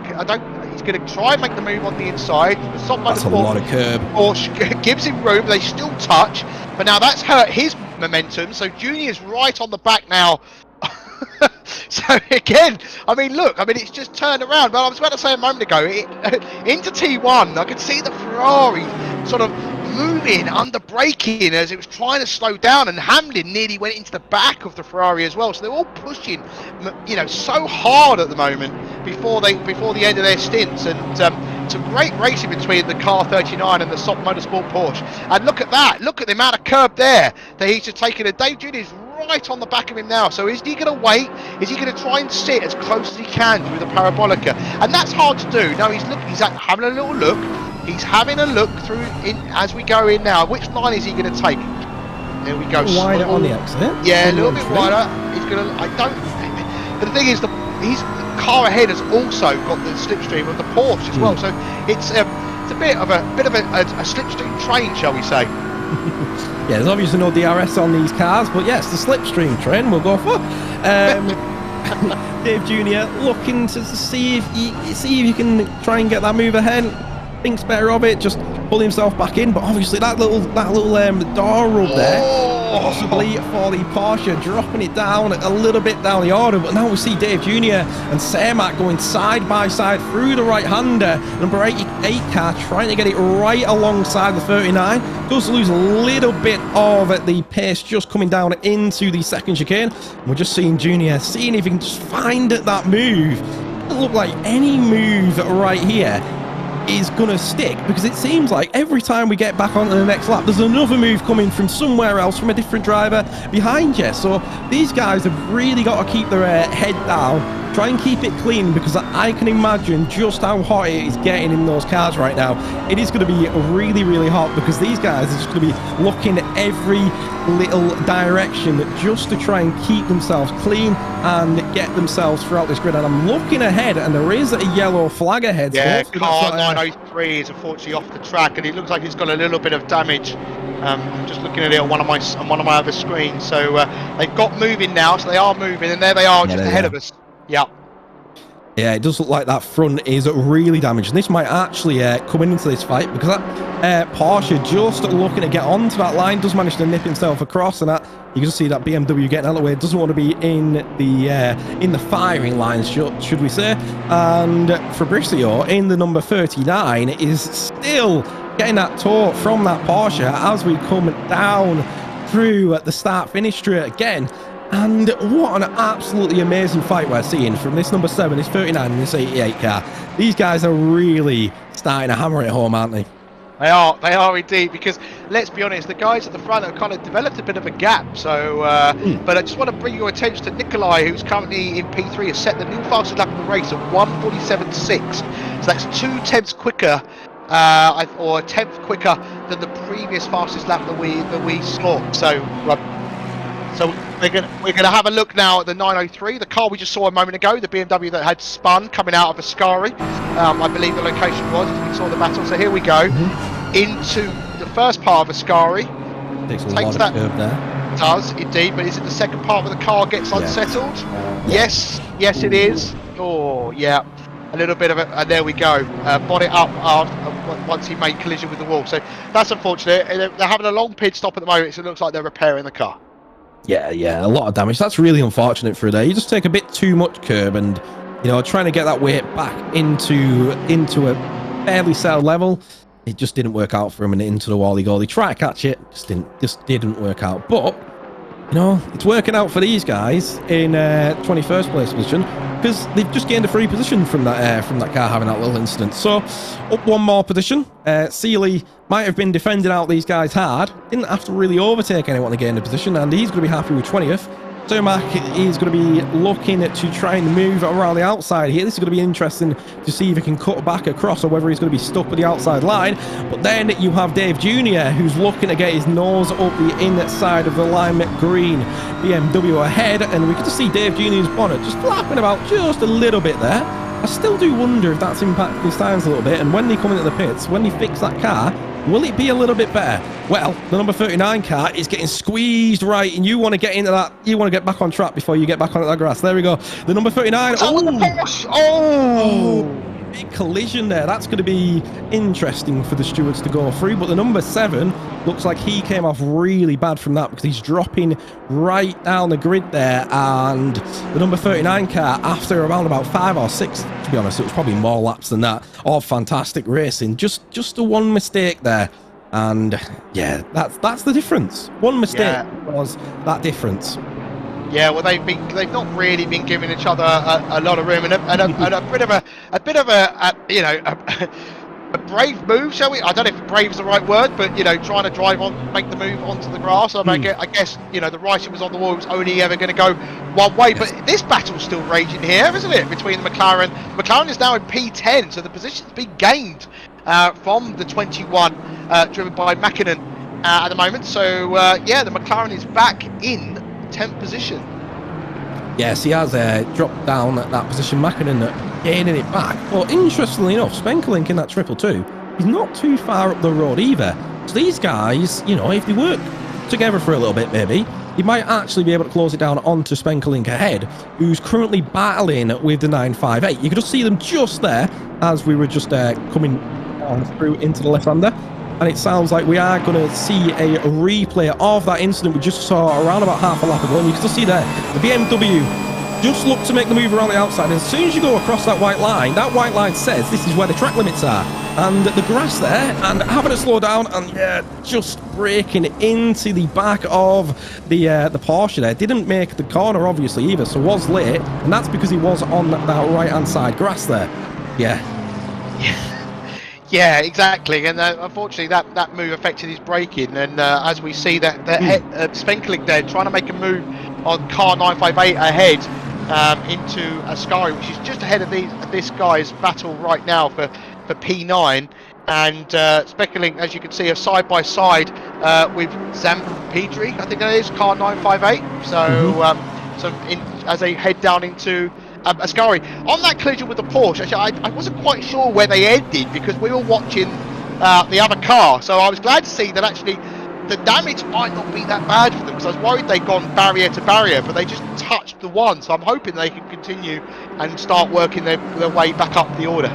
Yeah, currently down in 24th position, so just about off the edge of the list that we can see on the screen at the moment. But yes, this is the battle that I was talking about, where Spenkelink is currently right behind Zampedri, and he can't find a move past. He hasn't found a move past in the last 3 or 4 laps, and this has allowed for Mäkinen to close down that gap. Like I said, if Caracas and Mäkinen work together, or maybe don't try and make that move stick, then they're going to close down onto this fight that's happening, and they have within a lap, because Spenkelink just can't find that move past. You saw him go side by side with the 958 going through Parabolica, and didn't manage to get that position past. And now we are seeing Zampedri try and just hold on to 7th place position. He's only 2 positions away from those 5 qualifiers, remember. There is Zampedri there. So we are seeing him try and hold on to that position. Seeing if Spenkelink can manage to find a move past. He hasn't managed to do so, but with these 2 cars looking to pressure onto his rear splitter, well, I think Spenkelink's going to start getting a bit antsy, and he's going to be looking for that move coming very, very soon. Yeah, and last time round, Spenkelink was 2 tenths quicker than Zampedri. So yeah, as he gets a bit of a wobble out there out the second part of Ascari, I think that's going to get Spenkelink the momentum that he needs on him potentially. They're now side by side as they're running down towards the Parabolica, as a final warning comes in for car 141 for contact with car 31. And there we go, Spenkelink going to get past. Is there going to be contact? Oh, I tell you what, I think you get a very, very thin sliced bit of paper between the 2 there. Door to door they were, but he's cut back, and he's now back into the slipstream of the 958 car, and the 958 is clearly trying to take the inside line. So here we go. He's going to make him go around the outside, and that's going to be tricky. I think he's got a little bit of an overdrive on him there. He's a little bit ahead, and that's the problem, isn't it, with T1, is that door suddenly closes as you go into the second part. As we're watching this, car 39 with a 15-second penalty for unsafe rejoin and causing contact with car number 7. Yeah, that'll be that contact that we saw earlier with the Porsche, I believe, when, like I said, he did go off the track, because that's what those that big white line was, and yeah, that's that braking point that drove him into the back of the number 7. But yeah, Zampedri doing a fantastic job of defence there. That was absolutely fantastic. We're just seeing that the back part of that fight where Caracas right on the back of Spenkelink now. And this is the issue that Spenkelink's got.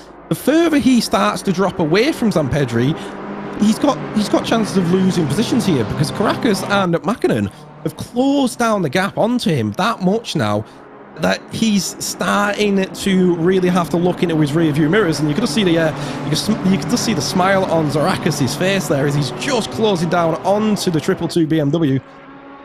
Yeah, maybe he's realised he's on the stream and he's giving us a little smile. So, but really, he should be concentrating on what's going on track, because he's under a little bit of pressure, and that's because he, like we said before, he's tried to make a move and it hasn't stuck. Spenkelink, that is, and now he's under pressure from the McLaren, who's been making good waves, who's now back up into P9 as well after losing that position a few laps ago. We saw the overtake. And he lost it, which wasn't on stream, and now he's gained it again. So yeah, some great driving for the young man. Yeah, he had a little bit of a moment there where he just wobbled, and that's what drops him back a little bit from Spenkelink, but it looks like he's managed to close it down.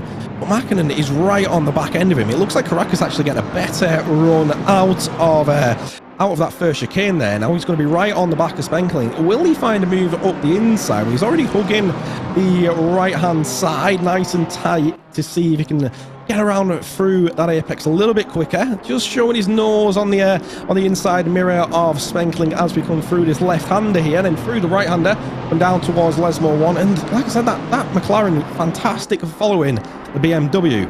Now going through Lesmo 1, nice and tight, doesn't want to run it over the curves, doesn't want to take too many risks, and close and right into the right-hander of Lesmo 2. There's a back marker ahead there as well, which could play a part. So Zampedri is flashing away at the back marker already to try and get out of the way as it heads towards up to Ascari. And we'll see how well this goes. When you've got 3 cars battling, you've got a back marker ahead. Well, technically it's 4 cars really, but 958 of Zampedri is a little bit ahead, and there we go. He's getting past the back marker. You've got 3 cars now heading towards that back marker as they go down towards Parabolica. The name escaped me there very briefly. So we're going to look at car number 7, which is Seeley, having a bit of a moment. Unfortunately, the Porsche, the soft motorsport Porsche, after having that contact that we saw in T1, has had a moment there by touching the grass themselves. So yeah, and into the barrier, unfortunately for them. So that's the thing. That's what happens after there's one moment. There tends to follow a second very closely if you're not able to focus on what you're doing. As we're looking now at the back marker, is just it's just the McLaren now needs to make way. Oh, and he goes across the curbs. That was close, nearly contact there with I think that was Mäkinen, wasn't it, behind? Yes. So yes. Oh, that was very close, wasn't it, from the back marker? Yeah, that would be a very heated moment for Mäkinen, just seeing that back marker come back onto the track like that. It's not something you ever want to see in turn 1 at Monza, but it looks like he might have got away without much damage. There's Wolf in the RCI Esports red car, looking to close it down onto the 103 of Southall ahead. And behind him, I believe, is the number 31 Audi. Yes, it is. It is the number 31 Audi, who is currently looking to close down that position. It's nice to see the Audi up into 15th place, as well as that McLaren up in the 9th. And we're seeing if Wolf can manage to find a way around the 103 ahead. The BMWs are very strong, really fighting each other out to try and close down that gap. But it's so hard to overtake when you're such similar pace. Trying to find a place to pass is so hard if the drivers of this level don't make a mistake, isn't it? Yeah, it is. It is indeed, and it's like I've said before. It can sometimes be a bit of a mental game. It's trying to put the other cars under pressure. There are 2 RCI cars taking part there. I forget the number of the other one, but I don't know where the RCI blue. They're going to be somewhere. But just wanted to know P6 car 320 Makovin. Apologies if I'm getting that completely wrong, but they just had a moment. And they're currently they're around about 8 seconds off P5, and that's where they want. That's their target, isn't it? It's a top 5 to qualify, and unfortunately for them, they had a moment and they're dropping back. But hopefully their fellow drivers can claw that back over the next 2 hours and 10 minutes, because we're heading towards the first lot of pit stops. Yes, we are. So around about the 65-minute mark is when we expect all these drivers to come in. It's usually about what, 60 to 65-minute stint. All drivers obviously have to swap out, so 3 drivers in the event for every single car. So we're likely going to see 3 different drivers in the cars. And like I said at the start of the race, it'll be interesting to see just how the pace develops between all the cars, because not everyone's going to be exactly the same pace. There's a lot of teams that are, you know, especially at this sort of level, that are looking to qualify for this trophy. Going to be looking, as we see RCI Esports Red look to make that position. Does he manage to do so? It looks like he has from the onboard view, but whether there was contact from the outboard, I don't think there was. But there we go, Wolf managing to get it up into 13th place, and you can just see just how close. That was an aggressive move. That was very well. The BMW now trailing, as you can see from the rear spoiler, there's got a bit of damage. So there's obviously had a bit of contact at some point with either a wall or another car. So talking about an aggressive move, and here we go. Look, the same guys again. The Porsche, the BMW there, and of Spenkelink, and the McLaren of Caracas. You know, battling again and again and again, and Mackinnon just watching from afar behind. So yeah, just great driving from this McLaren. I mean, it's been really impressed me. You know, especially a field that there aren't many of them. So come on, McLaren. You got to kind of root for the underdog. The underdog. Yeah, come on, the McLaren. Yeah, that's it. Everyone loves an underdog, but yeah, no, some great racing and giving each other room, which is always pleasing to see. Yes, he's still looking for that move. It looked like Spenkelink must have had a bad out of Ascari there, as we see the 796-103 in the 31 battle in there. Wow, that's a close battle that it takes something to be in, doesn't it? Wolf in 14th place right now. Will he manage to get that 13th place back? He got it.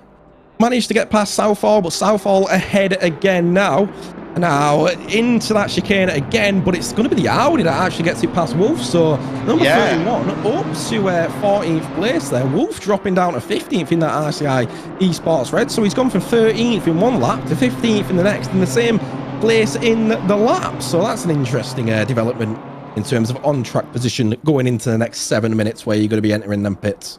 Yeah, indeed, and that's the same corner where he gained the position on Southall previously as well. So, but I'd just like to point out, I mean, we've been talking about positions gained, and the Audi started P18, so not bad going. You know, gaining 4 positions up into P14, so making steady progress. We've just under an hour of the race completed so far. Yeah, Wolf actually started in 7th, so he might have been involved a little bit in that lap 1, or he's just dropped down the grid from inconsistency issues, who knows. But it'll be interesting to see if the rest of his team can claw back those positions and maybe get themselves into that qualifying spot, as we see Caracas in that 720 again, right on the back of the 222. And there's Wolf trying to close down that gap, and it actually looks like Wolf might be one of the earliest pitters. Yes, he is. Yes, he is. He's in. In terms of the standard pit window, I would say he's probably one of the earliest ones to come in.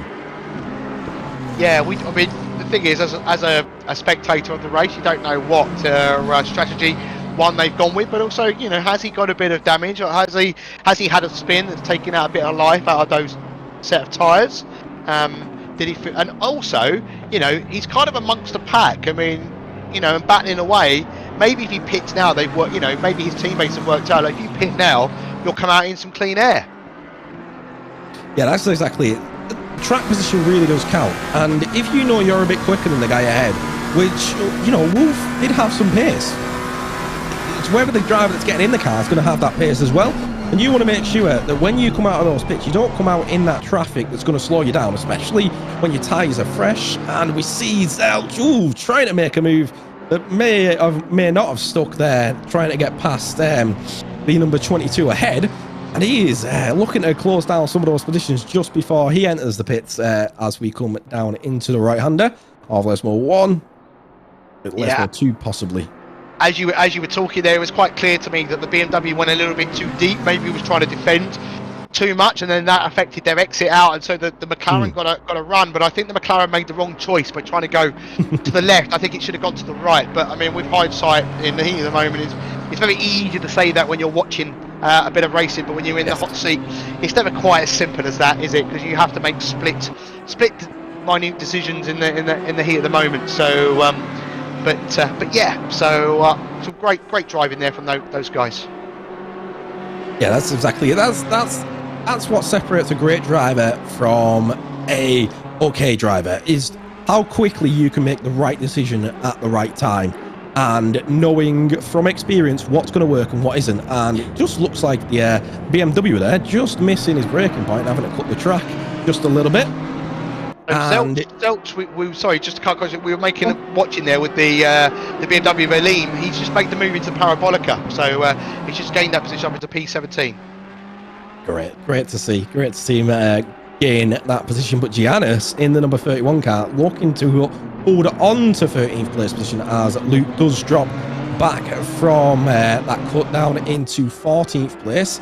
He's still right on the back, but he has Christie in the number 12 car looking to close down the gap as we are starting to end the first set of stints. And there's a bit of traffic ahead of Dave Jr. there. That is a lot of traffic ahead of Dave Jr.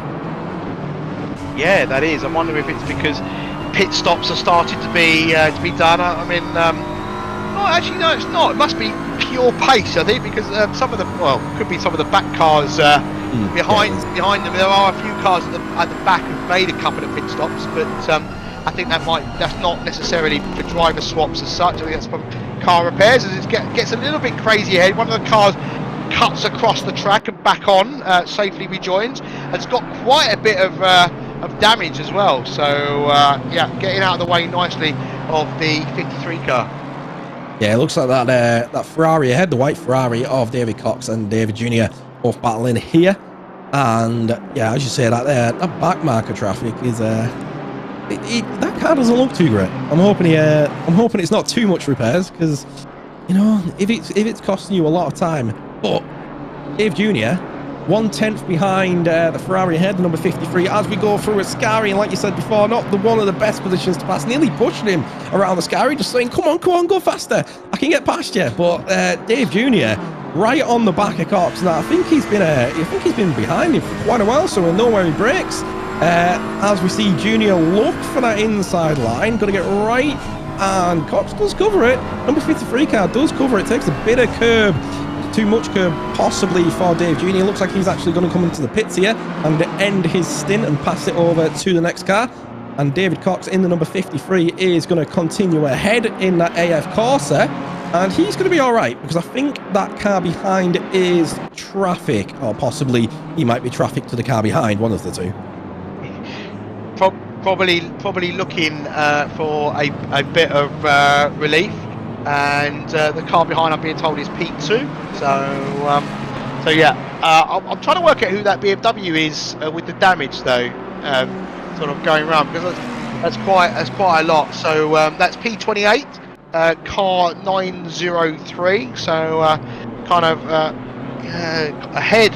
Well, it's behind these guys battling here, which one of those is the Jaguar there of Fabini. So yeah, and there we go. Daniela Sherapin there in car 888, still leading the way, and coming up to the hour mark, Terry. So it'll be interesting to see where he decides to make the first pit stop. but they're having a Yes. solid race so far. And the gap to P2s currently stands at a 4.3. So that has come down ever so slightly to Igor. That was up at the 5 seconds, 6 seconds at one point. So not over yet until the fat lady sings, as they say. Yes, it is indeed, and it's tough because 5 seconds. I mean, the gaps remain consistent, but Sarah Penning has actually lost 4/10 on the last lap, and you know, if you're going to start losing that towards the end of your stint, then it's probably it's probably the best time to start to come in and give it to the next car, especially because his lap's currently invalid. Hopefully, he hasn't picked up a. Hopefully, as he comes in, there we go. Sarah Penning does come in. It's almost like I read his mind there, but Igor in the 41 follows him in, as we often see, and so does Victor. Victor in the actually they're all coming in, as I say that. Literally everyone's coming in apart from Nicholas, who's in the 99 car, has just come in. And I've just been pointed towards an interesting fact.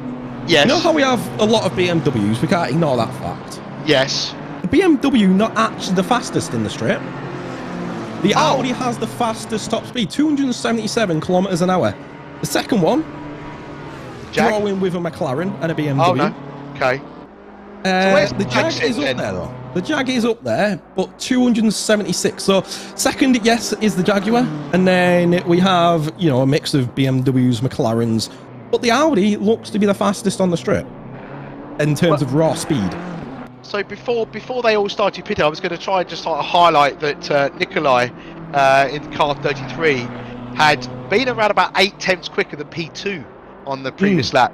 So like everywhere you look, it's kind of like ebbing and flowing a lot of the time, and it'll be interesting to see what the gap is once these pit stops, the first runner pit stops, are completed, as the drivers complete their stops. Obviously, take a bit of fuel, maybe repair damage. Who knows? Interesting. I'm still saying that Sarah Penning's still in the number 888 car. I don't know whether that just hasn't updated yet. The live timing, once it hits the first beam, that will change. That's all right. Yes, it has. There we go. I thought he'd already crossed it, but yeah, Murdasov has now taken over that car. 1 minute and 5 seconds in the pit and 32 seconds stop. So bang on the money in terms of the pit stop. The number 41 car, who has now switched over to Bykov, actually losing around about 1 second stop, but around about the same time in the pits. So it looks like 1:04, 1 minute 4, 1 minute 5 is your sort of like goal. It looks like Spenkling actually spending 1 minute 10 in the pits. So if you nail your pit box, it looks like 1 minute 5 is the amount that you're going to lose in the pits here at Monza. Yeah, 104 to 105, as you say. And what's interesting is the McLaren now takes the lead because he hasn't yet stopped. So the 720 continues. So that'll be interesting. Now is, can you just sort of get your head down, continue to put some lap times in? Have they got the pace? Their best lap is a 1:48.4 according to what I'm reading. So part of me wonders whether this is going to work out for them, but time will tell.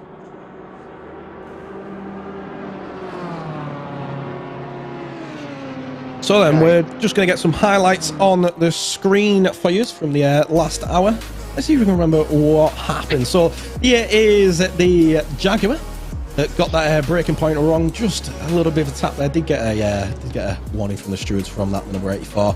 Here is the battle between the number 7 and the 181. As we come into that right-hander, the 81 rather, picking up a penalty for that, I believe, or at least a warning. Then we just see the number 77 swerving back in right behind the 39, and there's that contact that caused that penalty. 690, they're running right onto the back of the two BMWs ahead. Let's see how this fared out for them. There's that contact again in turn 1. It's been a very common story at turn 1, hasn't it? It has indeed. Yeah, it's just the people just sometimes forgetting there's another car ahead, as we now look at the McLaren, the 720, making a move on the BMW. So great move, which, losing that position the lap or two after. And this is a move you'll never forget from the BMW, going off the track onto the grass, forgetting that's where the track ends, and then losing their braking and causing a contact with the number 7 Porsche.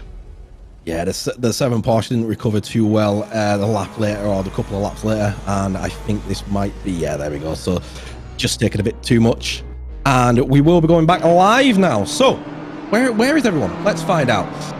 Middlesoft up in second, will be retaking the lead in the 888 BMW. There he is in the SMP Racing Esports number 888, and Bykov in second place position.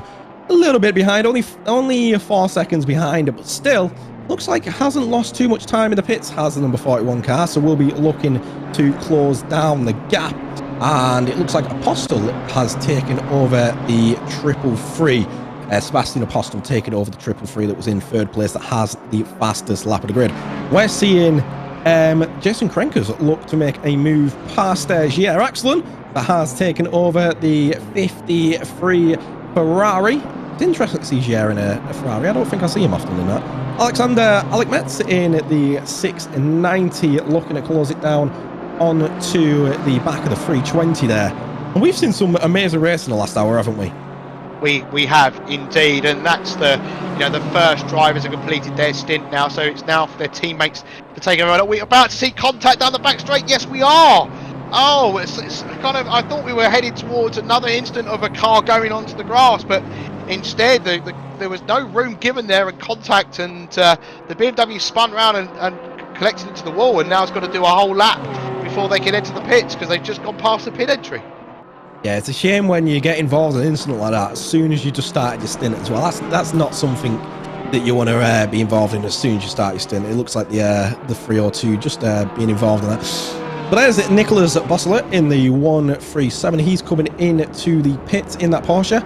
In that colour scheme, it really does throw me for the Porsche Cup. You know that? Yeah, it does. Yeah, you're right. There is. It's. Do you know what? Sometimes as you're doing commentary, you're trying to get your words out as quickly as possible, and we can all sit there and and critique other commentators. But you know what? Sometimes you forget how hard this is because you're trying to tell people what's going on in front of them, and you're trying to do it in such a pace that when things look similar to other things, you're like, is that a McLaren? What is that? Is that a Ferrari? And like your mind just takes a moment to really understand what you're actually looking at. So yeah, I just want to point out the McLaren 720 after that round of pit stops is gained. So up into P7. That's do you know what?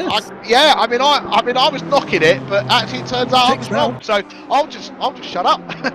He's up into 6th now because number 99 is coming to the pits. So doing great, that number 720 McLaren, and they're around about 8/10 behind Tile in the 958. And we are going to see a replay, I believe, of that incident that we just saw. And here is the BMW get chased down. We're about to see a little instant there, and you can just see the 302 look to get around the inside, and I think it was just a misjudgment of how much room was on the inside or outside there, or how far across the track, and it's just one of those that it never ends well, sadly. Yeah, so what's interesting is 302's been given a 15-second penalty by the looks of it up on the screen. So we've not seen that coming for race control yet, but that's how quickly the stewards are on this. So the penalty is in. So we'll just wait for the message to understand why it was given. I'm guessing it was for off-track manoeuvre. I'm not entirely sure, but so might not have had that room. Yeah, the 690 I see is in the pits, so they're falling down the order. So I think they were up into P13 at one point, weren't they? So yeah, I can see they've got a bit of damage on the front of that car, so they might be in for some repairs. Yeah, the 302 driven by Alex Leaf.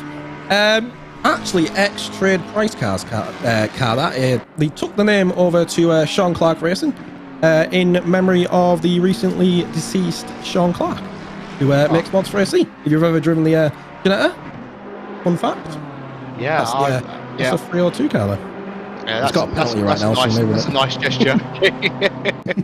We can see that Jaroslav Roth in the 796 for the RCI Esports, so he took over from Wolf currently see themselves in P13. They were the first car really to pit for a driver change, weren't they? So and that, you know, it's not worked out terribly badly. It's kind of the closest battle out on track at the moment. Everyone else is a little bit spaced out, and that's what you tend to find, don't we, during these races, is that after the pit stops things kind of spread out a little bit, and then towards the kind of the third kind of test of the race, or the third trimester, things kind of get back together again, and we start seeing a bit of action. So this is kind of the lull before the storm, I'd say.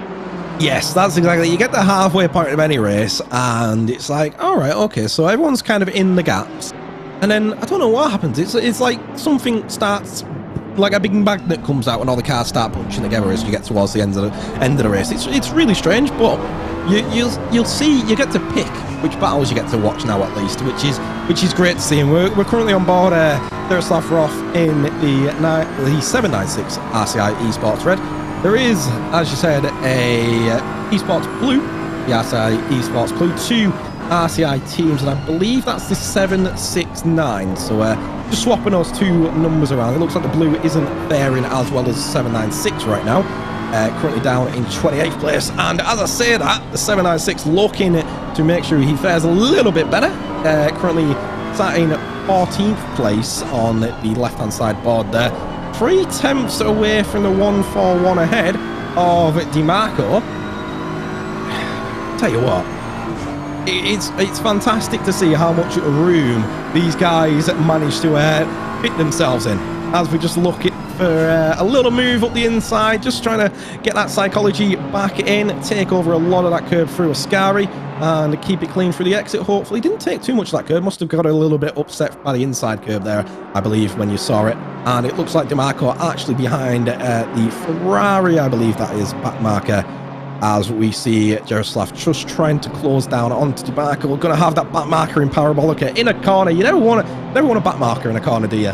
No, not fair. And I honestly thought the back marker would have seen them and just sort of let them drift past, because you're kind of interfering in a very close battle, which unfortunately now is just because of that moment is now gapped up to a second. But I feel like Roth's got the pace on DiMarco. But what I just want to kind of highlight as well, I think they both got the pace on the car 12 company driven by Taylor, potentially as well. So that could be interesting. They might be able to, you know, we've said it time and time again, we want them to work together to try and close the gaps down, because you sometimes have to choose when to work as a team to make some gains, and that is what is part of the endurance racing. So but yeah, unfortunately for Roth, that back marker paid a little bit of, you know, ends to his battle. But here we are, we're looking at Peter Hutchins, car 103, battle for P15 at the moment. Oh, gets a better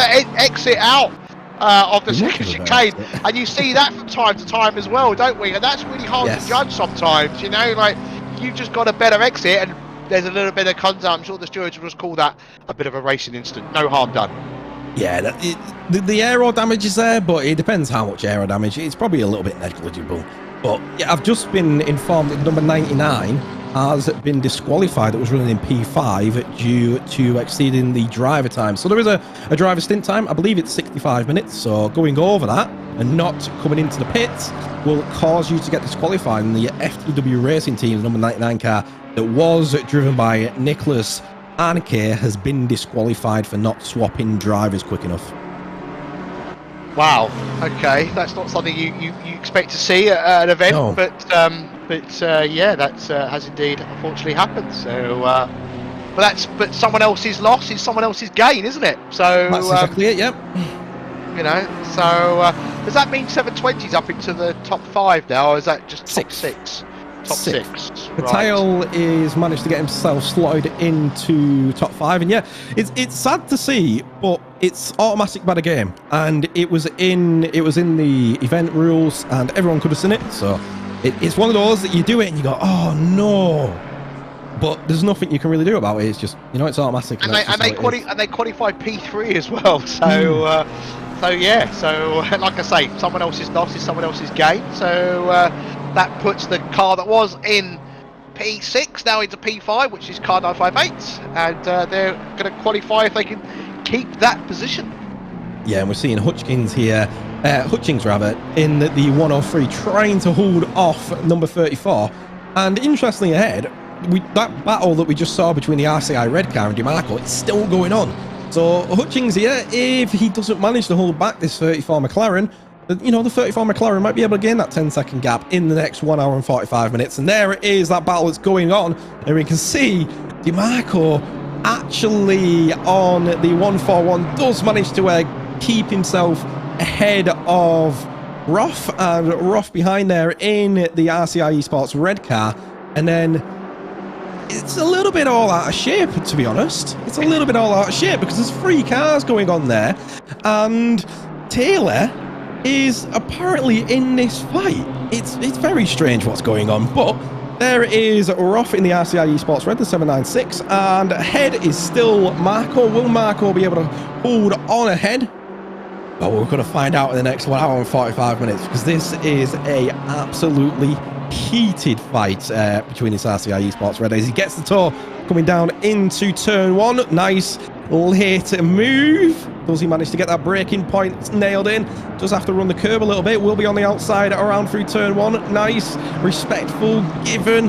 And Roth, yes, he is great racing, but he looks like he's just bracing to try and get that position passed as quick as he can past DeMarco, isn't he? Yeah, we can see it below there. He's keeping a very, very sturdy face. I'd be leaning left and right and putting all kinds of face, and he just seems so calm.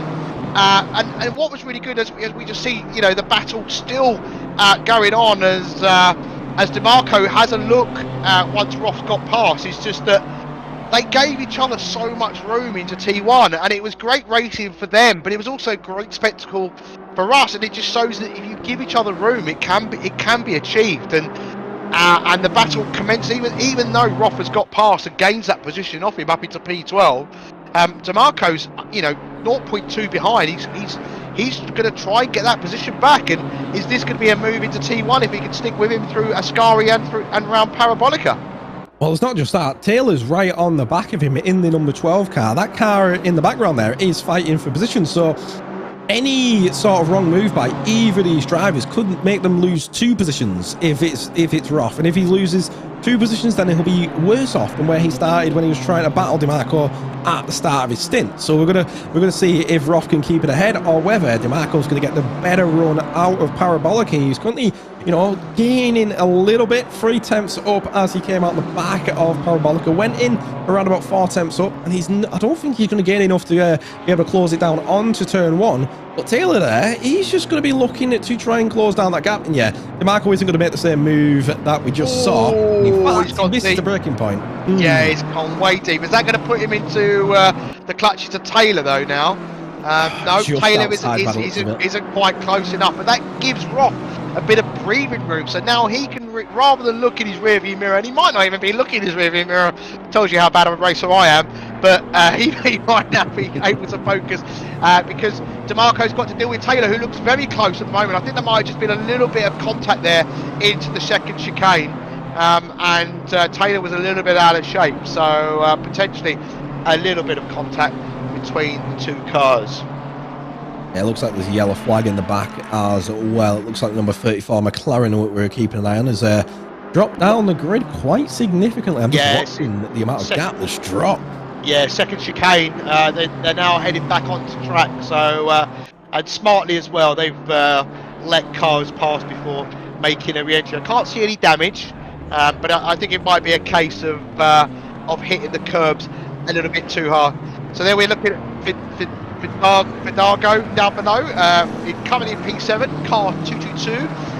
Last time round was a low 149. The car ahead, the 720, also the 149s, but the gap is now under 2 seconds, so definitely worth keeping an eye on it. It's absolutely great.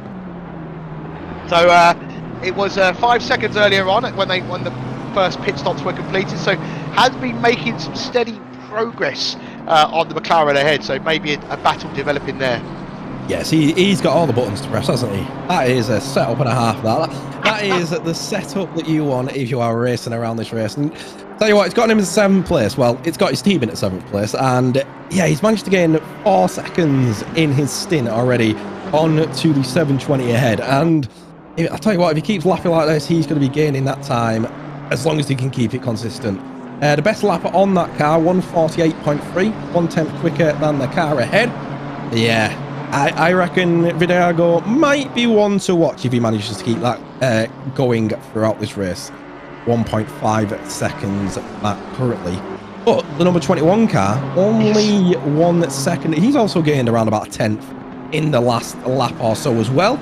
Consistent gaps for those two drivers. As long as they follow each other through, they might be able to close down on that 720. That 720 that's managed to find its way up the grid might be getting chased down by some BMWs in the next few laps, mightn't it? Indeed, yeah. And as you were talking about that battle there for P6, I was looking behind again, a little bit excited as well about car 21, quite rightly.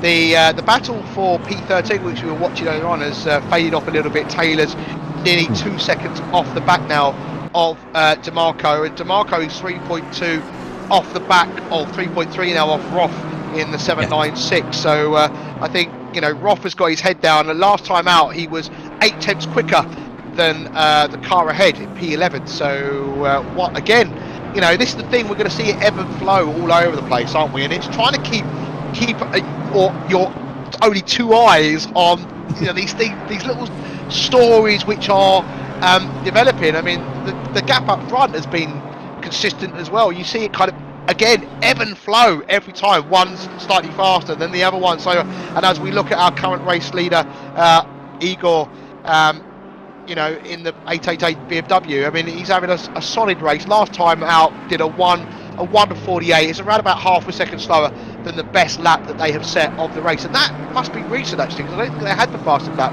a few laps ago. So so that's I'm being told I'm correct, which is always good. I like to hear it. So that's what they recently did, a 1:47.5. So look, I mean, it just shows I know what I'm talking about, and that is, you know, that's why I'm here. But look, the battle for P6 is hotting up. It's under a second now. Yeah. Hold on to your hats, everybody. Yeah, hold on to your hats. He is really closing down the gap. I said, he's got all the buttons. That's all you need.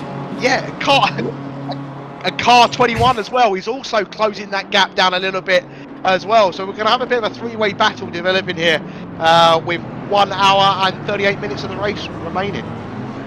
Yes, like I said, 21, keep an eye on him, as well as the 222. He's making moves at 222, and I reckon he fancies himself into that 5th place position. He needs to get past this 720. He's gained 4 seconds on it in his stint already, which has only been about, what, 20 minutes long? So not too many laps that he's done. Only 44 laps we've done total in the race so far. And Vidago is closing down that gap, isn't he? Yeah, he is, and that's because the McLaren is in the 149s, where everybody else around them, I think this kind of just shows how much of a gain they made in the pit stop phase of the race, and they're kind of mixing it with cars potentially that they haven't got the outright race pace on. But as we all know, it's okay catching someone, it's another thing getting past. But if you've got enough overdrive and enough down the back straight, as we've seen before, moves can be made into T1. Yeah, the 720 McLaren is going to have to get his elbows out here to try and keep hold of this position, because we know Vidago is at least 7 tenths quicker. At least 7 tenths quicker. And yes, you can only catch so much until you have to try and pass the car.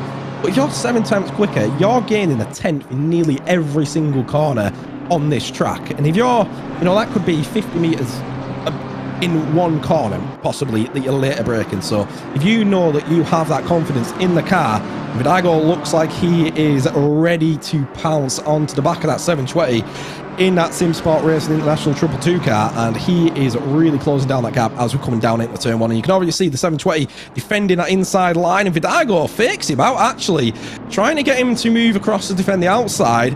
Does look to make the move back onto the inside, doesn't manage to make it stick this time round, but Che in the 21 behind is now starting to get onto the back bumper of Vidago. So Vidago's going to have to make this move quick. Otherwise, Shea's going to be pressuring him in at that number 21 BMW in the rear view mirror. And Vidago's going to have to worry about both. It'll be interesting if he can... He doesn't look like he's got the virtual mirror on. So that's good to see that we can see that in the camera. So he'd have to look all the way to the right if he wanted to even see in that virtual mirror. And he knows, I just have to make sure that I am sticking to my apex and sticking to my exit and nailing it on to the guy ahead. Yeah, you can see that McLaren is trying to use as much of the track as possible to try and carry as much speed as possible, keeping up that momentum. And as you say, the 21 is right on the back of this battle as well now. And as they're coming up to the Scari, I think is that a back marker ahead? It must be.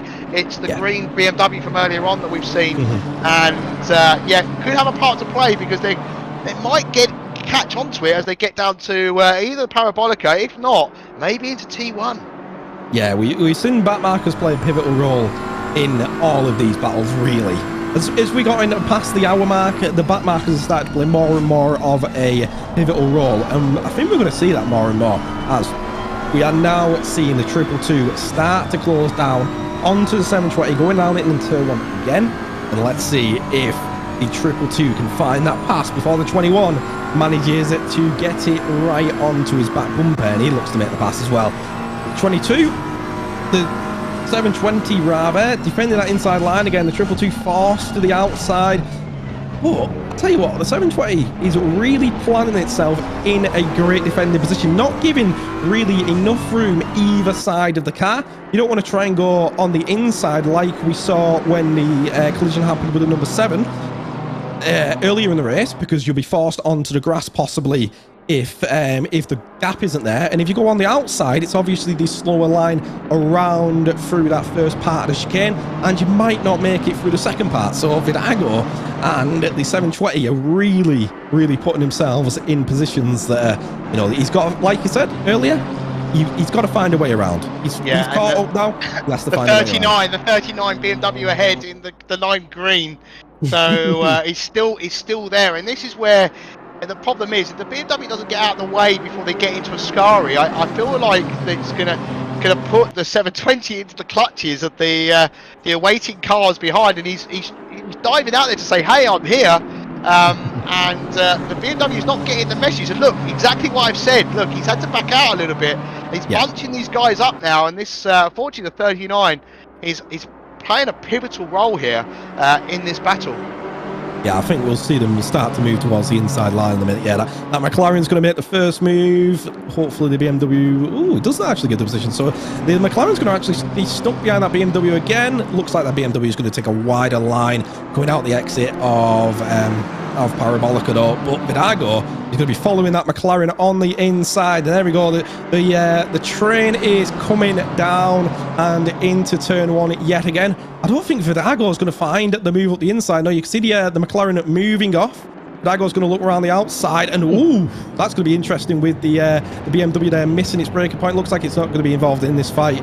It looks like it managed to keep itself out the way, and that's really all you want to do when you miss a braking point like that. In fact, it looked like he cut the hole as you can there. Yeah, I think he's smartly giving the positions back.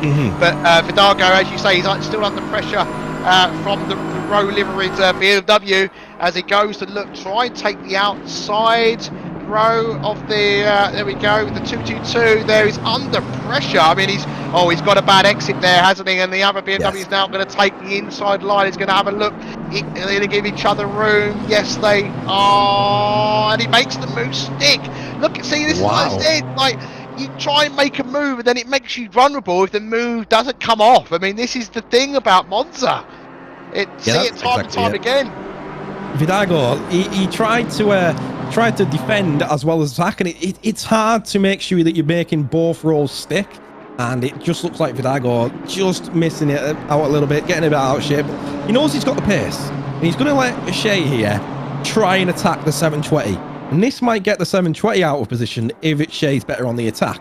We saw Vidago have 2 laps at having a go, and now we're going to see Shea see that 21 can try and get past the 720 that's driven by Mantis right now. It'll be interesting to see if Mantis can keep that car ahead of the 21. We've seen the 21 get around Lesmore 1, and it is sometimes easy, sometimes hard to overtake through Lesmore 1. It looks like Shea and Vidago actually giving themselves fantastic room through there. That actually resulted in some great racing, didn't it? It did indeed, and that's what happens when you give each other some racing room. And as we see the BMW from before, again, missing his braking point, was trying to get past the 39 lime green BMW, and unfortunately for the second time, as whilst he's missed T1, has not collected any of the other cars. Yeah, it's a bit. At what point do you start going, oh, I'm going to reel it back a bit here, because that's the second time I've done it, and you can imagine anything that's going to happen in that guy's head. He's going to go, oh, just come on, let's reel it back a bit. Let's make sure you make the turn, because you do that too often, you might even get a penalty from the game there. But yes, we're seeing Max here trying to close it back down at that 720, and Vidago still managing to keep in the fight. So you know that overtake hasn't knocked his confidence in terms of getting the lap times down. But Shea, be interesting if he goes for this move. I don't think he will. I think he was just trying to make sure he cut down that gap a little bit and keep it on the back of the 720. And as we go for Ascari, nice and clean through the first turn of Ascari, nice and tight onto the left-hand side. You can see how much that McLaren actually goes over the curb there, and how much it upsets the McLaren compared to the BMW. Yeah, you're right. And I know that you know, sometimes some of these cars can get unsettled if they ride the curves too much. But here's an opportunity now. But this is the thing, like, you go on the attack of the McLaren, and again, you know, putting yourself into the target. But actually, Vidago didn't take the parabolica too well, so he's dropped off a little bit. And actually, Shea there has done really well to get alongside the McLaren and making a move. He's already passed into T1. He's just got to make it stick as these guys go side by side, and he gets the inside line. The McLaren gives him the room, and Vidago now is looking to make a move on the McLaren, because the McLarens have obviously had to compromise his exit down into the second chicane. He's in the slipstream, and which way is he going to go? The McLaren's not giving him the option to go wide, which is absolutely brilliant bit of defending there. So the McLaren's got the inside, but no, he's done the switchback. Is he too late on the brakes? I'm afraid he is. He makes contact. Yeah, I mean, it was worth a shot. I mean, it wasn't, but unfortunately for him, I think making that move a little bit too late, and therefore he was never going to stop. But fortunately, nothing catastrophic came out of that, other than Vidago, you know, down into P9. Yeah, I think that all boiled down to impatience. He was like, right, I've got a move here that's piling up, and then he's just trying to look for it, and then it's just not worked too well. But the 222 there, just dropping down. He's only dropped down to 9th though, so not massively far back. I mean, he is still 10 seconds back, which is further than he started the stint at. But can he make it up in the next 30 minutes? Well, he's going to have to get his head down and make sure he looks for it. But the 720 now has a new fight on his hand, because the 320 has got ahead of him, and now he's got to look at that black BMW there. That 320 is a car that's in the position that he wants to be in, and the 720 has a new battle. He's not defending anymore. He is now attacking that 320, and Vidago, with that pace that he had, might be able to close it back down on the 720. He might, yes. I mean, the 21 now is of Shea. He's up into P6, and as you rightly point out, the 720's dropped down to P8, and we'll keep an eye on Vidago. I mean, it's about 9 seconds back now as we're looking at the battle here for P19 and P20, Manisha and Krenkers. So the car 39 that we saw earlier on being lapped, and I think this is the guy that 81 is the car that missed his braking point a couple of times into T1, I think. But there are a couple of black BMWs, so it's quite hard to see the numbers on the side of the cars. It's also the guy the team that qualified second, so Minishi second place qualifier, down into 19th. And there we go, car 222, final warning for contact with car 21. So probably the thinking there of the stewards is probably came off worse for that move. So I felt that he'd been penalised enough, I'd imagine. Yeah, I mean, with it seems like the running trend is 15-second penalties, so it looks like it'd be around about the same time loss anyways. So if he did come off worse and he's got damage as well, you know, maybe his lap time's going to be a second slower. If he's got 15 laps to go, he's going to lose a secondary lap anyways. Probably won't be that much damage, but still, you know. So we can see there's a battle developing for P10 at the moment. It's 0.2 back, so that's Leaf there with oh god, I'm terrible with names. Contagianis. So Contagianis, yes. Contagianis, will we go with that? Yeah. So that's a battle. But everything else is kind of spread out a little bit, isn't it, at the moment? I mean, we're currently looking at the battle for P23, the 137 Porsche, and a Ferrari, which is nice to see. Car 53 on there, so the 53's got the inside light. Oh, a little bit of a wobble there from the Porker. And, yeah, that Porsche Cup liveried Porsche isn't a Porsche Cup, it's a Porsche GT3. Yes, the 137 does manage to get ahead of the Ferrari of GR Excellent there. It is nice to see different cars on the grid other than BMWs. It's nice that people don't always pick the one car that's great. Because obviously there's different cars that are great, but Porsche and the Ferrari get a bit of a, well, I would have said door rub there, but it was more of a front panel, rear panel rub.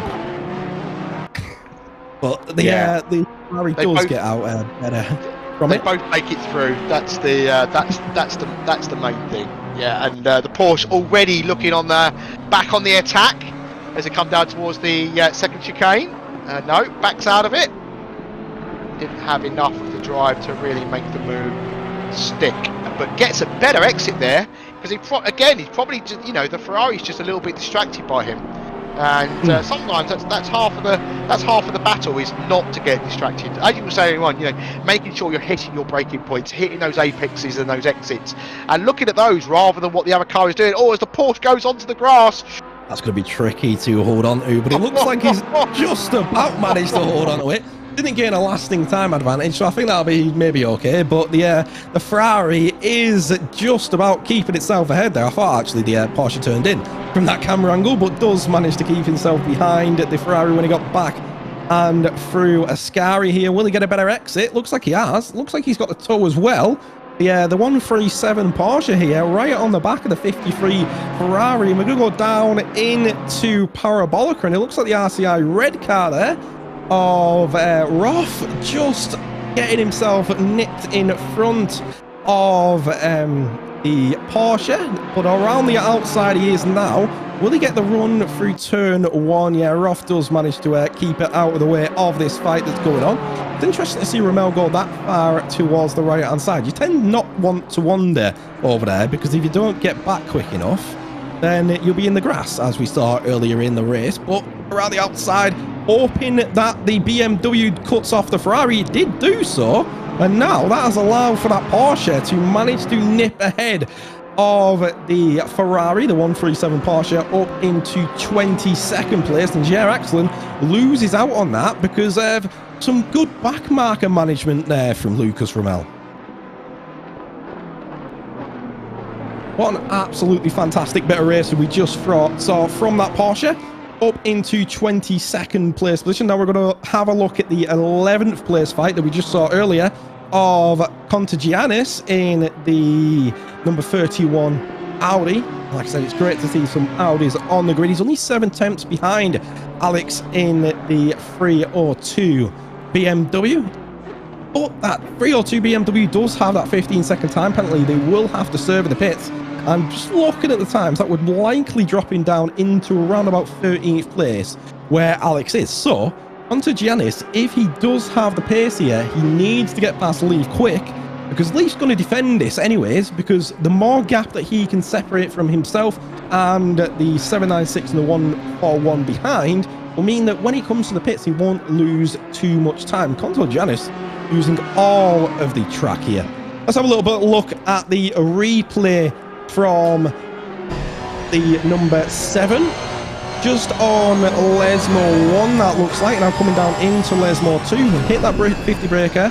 and then onto the right hand side, just taking a bit too much curb, and you see that often, just taking a bit too much that curb, that number 7 SOP Motorsports car, just taking a bit too much curb on that right hand side of Lesmore 2, upsets the car a lot because there's a big divot in that curb, and once the balance gets thrown off, the aero doesn't stick anymore, and left and right you go, and then into the gravel. Luckily didn't pick up too much damage, just a bruised ego there for the number 7 car. But we are seeing that battle between Contagianis in that number 31 car. Pulls down onto Leaf ahead.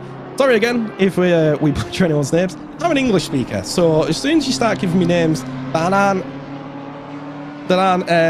full of English pronunciations, it all starts falling apart in my vocabulary. Yeah. No, me too. I think it's because us Brits are pretty bad with the English language. It's not quite as straightforward as other of our European brethren. So so apologies. That's the second time we've seen Car 7 have a kind of a moment. Two different drivers, haven't we? Following an incident early in the race where there was contact, and then two off the tracks. But as you were talking about, the kind of unsettling the car, as we know, the Porsche has the engine in the wrong place, and that tends to be what really unsettles the car. It kind of the weight distribution, and we sometimes, as we were talking about earlier on with the Audi as well, it's got a similar thing. If you kind of unsettle the car, it can do some strange things, unfortunately, and it's quite hard to catch, which is one of the reasons why the BMW around here has chosen to be quite popular. And for me, why I've always kind of driven the Aston Martin, because it's quite a predictable car, and some drivers with more skill are better suited. But I mean, I do drive the Audi, but there we are, the Audi coming in P11, looking for P10, very, very close under the brakes there, and the BMW does have, sorry, the Audi even, it's good under braking. I do feel like I can gain, but it's on the exits for me where it's a little bit lacking. Yes, it's all that turbo. Apparently we are going to have a replay of car 53, and under pressure from the Porsche. So here we go, the 53. Around the outside he's going to be, and then the Porsche going to close down onto him. I think that's the there we go, there is just taking a bit too much of that curve. And then all off. It's not what you want, is it? It's not what you want at all.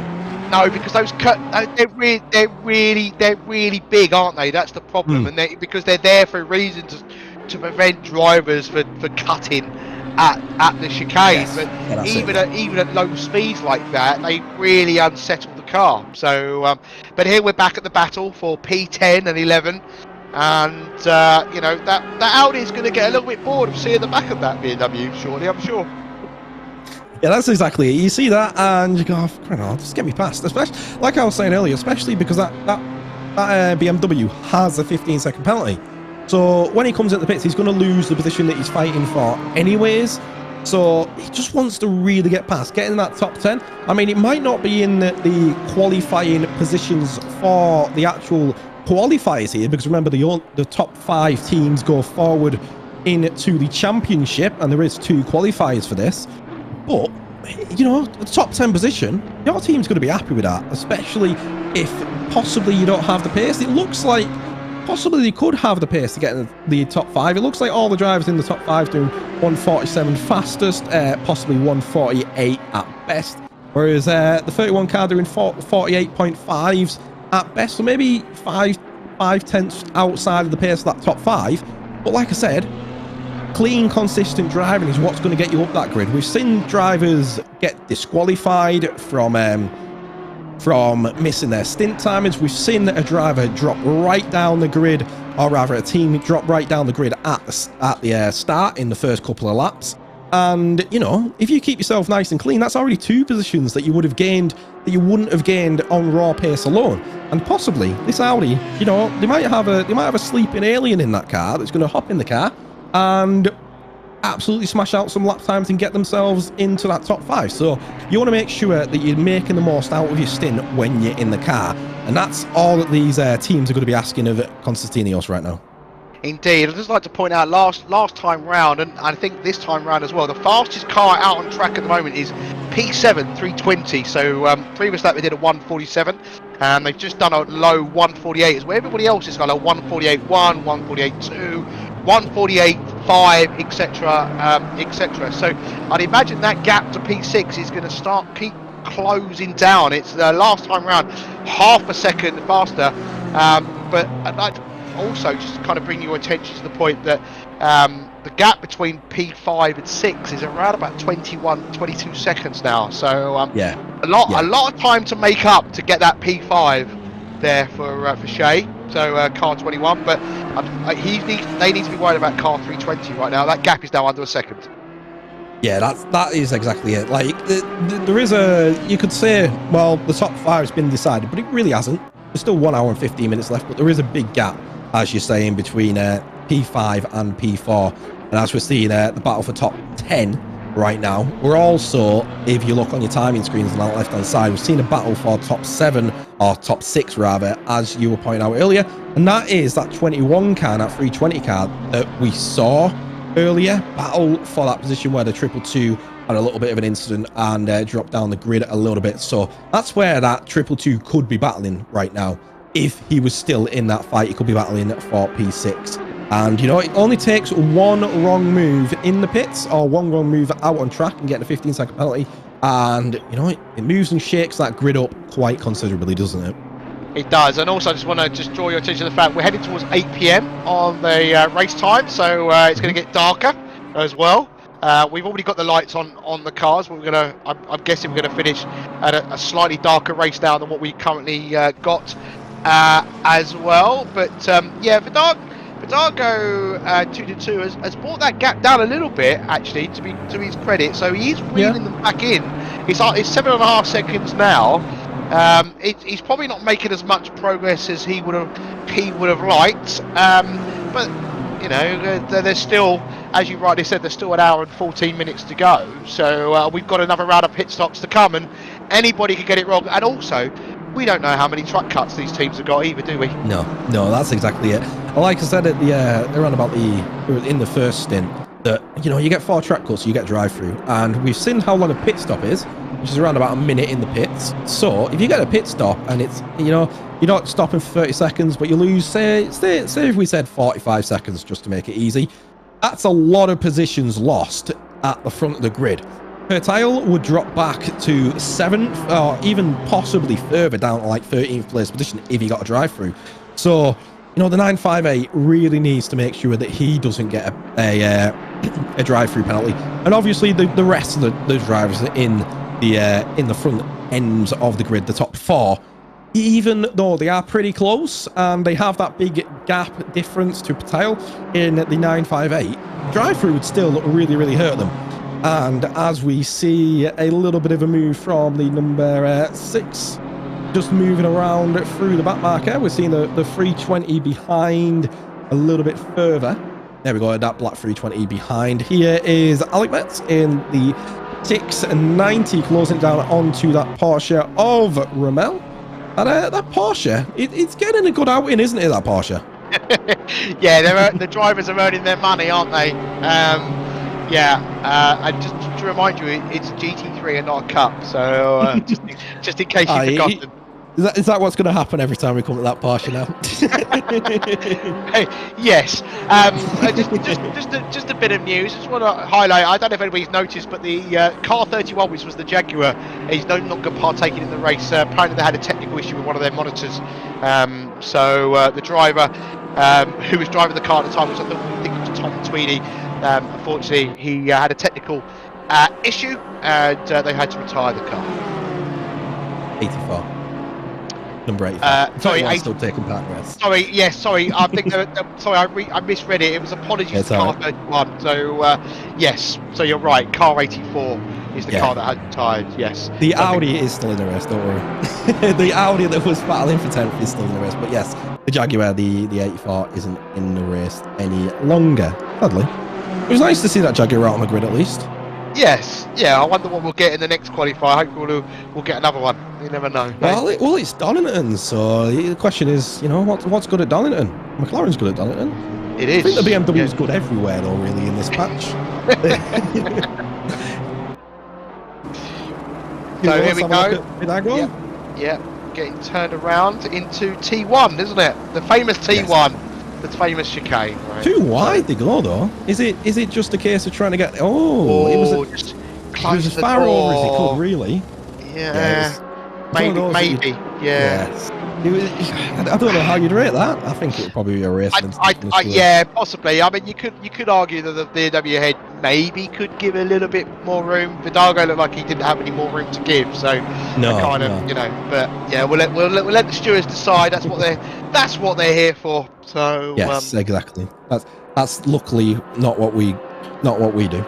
No, and I have done stewarding, and it's very hard work. I mean, because you have sometimes when you some of them are clear cut, right? You just look here, you go right, yeah, that's easy. But others you're like, and then and then if you're deliberating on it, you're like, right, because sometimes you forget you can't just say racing incident.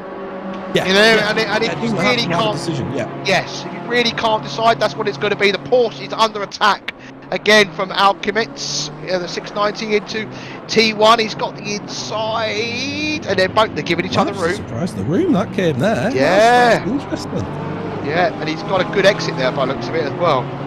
It's interesting that they got around there better than that other incident that we just saw, even though they were side by side and the room was already there. Which, yeah, and I mean that BMW that we saw earlier was right on the curb, and I think it was just a case of turning in a bit too much, and that car's already there. But a BMW looking for the attack back on the inside, a bit of a wheel rub, just caused that Porsche to slow down, and nearly lost the back end. Luckily, the engine's in the right place, like you keep saying, and that BMW can just put its foot down and steer away from it. It's great.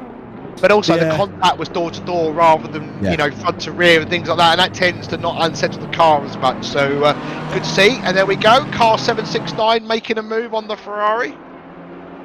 Yeah, that's exactly it. RCI Esports blue up position there. Now seeing it, the SMP Racing Esport. As you said, you get past that like halfway part in the race, and then a race, and the gaps start closing themselves down again. And we're seeing that at the end of these stints. We're seeing the number 81 start to close down on the 22, too wide into turn 1. Hopefully no turnarounds this time. It looks like the 22 gave a bit of lift there just to allow that 81 pass. Didn't want to be involved in any incidents there. You can already see a drive through behind him, so he knows he's not going to lose too many positions. Just a 1 there, and here we go, Constantinos in the number 31 on the back of the 302. Got a really bad braking zone there. Yeah, the BMW went a little bit too deep there. I just called it a Porsche momentarily. See, I told you, try and say things. I know, it's definitely not a Porsche Cup. But the Audi's made the move, look up into the T10, P10, but the BMW's going to try and make the move back. He's got the inside line, but the Audi has nicely kind of covered that off as well. So great bit of driving, and that's the thing, right? That wasn't aggressive. That was just smart. That was just placing the car, not putting either of those cars at risk. And that's a great bit of driving. I just want to point out, I'm not saying it's going to heat up, but the gap between P1 and P2 is now under 4 seconds. Yeah, I'm watching the gaps at the start of the grid, and it looks like they're starting to come down a little bit. They haven't really grown a lot. I mean, the 33 cars around about 10 seconds behind the 41 car. It's been more or less that as the race has gone on. But like we said, one wrong move in the pits could lose you 3 seconds, could lose you 5 seconds. It all depends just how well you nail that pit box and how much practice you've done. But this has allowed the number 31 Audi to get ahead of that 302. He's been looking to do that all this stint. His team will probably be really happy with that, like I said, because now he is moving forward. It looks like the 39 has actually picked up a drive-through for ignoring blue flags and contact with the 222 car. So that'll be the spin of Vidago there, I've been told. Yes. Yeah, that's don't like to see that, but you've got to make sure that when you're being lapped on the by a faster car, that you're not playing a part in their race and not race them and give them a bit of room. And I know it's not like Formula One really, GT racing, where you have to just ease off, but at the end of the day, if there's a battle ahead of you and you've got a faster car, just give them a bit of room and let them pass. So they're paying the price for that. Can I just point out the gap between P1 and P2 is now around 3 seconds. It was just under 3, this is for some reason really hotting up. I can see that Murdersoft there has done a 148 last time round, and Bykov did a 147.6. So, but also I think the car 888, the last lap was invalidated as well. And again, I mean, how many of these guys have got track cuts? Are we going to see these coming into play? We've got 1 hour and 6 minutes remaining. We've got 6.5 minutes. I'm also keeping an eye on car 796 because they were the guys that stopped first with the first round of pit stops. And will we see the same from them, or will they do a slightly longer stint for the second driver? So this thing's hotting up here. It's now 2.6 seconds. So, so it's a great battle, I think, about to sort of take place for P1 and P2, and now 2.4 gap to the leader, and he's just continuing to come down. Last time round did a 147.6. There's the Porsche that we keep seeing having battles out on track just ahead as we're coming out through the end of Ascari, and there we go. The BMW runs a little bit wide. He's just invalidated this lap. Hoping that's not a track cut as well. And like I've said, you know, time and time again, I mean, this far into the race, you don't know how many track cut warnings these guys have got. You're hoping if you're car 41, you want this Porsche to get out of the way, but actually can you use a little bit of slipstream down the back straight as you head down into T1, and that gap now is also down to 2.5 seconds. And I can see that car 39 is into the pits. That's Krönkers in the BMW. We'll see who the driver is once that pit stop has completed. Actually, that might be the drive-through penalty they just got. So I can see they're just coming straight out again. And yeah, I mean, this battle, Terry, 2.2 seconds. He was slightly faster last time round, but he was stuck behind our infamous Porsche Cup. So yeah. So I think he lost a bit of time. Last time round. But as you can see, there's a few cars ahead as well. So this is where it gets interesting, right? The back markers are starting to play a little bit more into the battle for P1 as the race continues. Yeah, Bykov's putting an absolute brilliant little stint. He's down at 2.1. He's been as low as 2.0 in terms of gap, and that's really all his team's going to be looking for. Because if his next drive is able to, you know, reduce that time as much as Bykov has, I think if I remember correctly, it was around about 5 seconds possibly that he was away at the start of the race after that second stint started.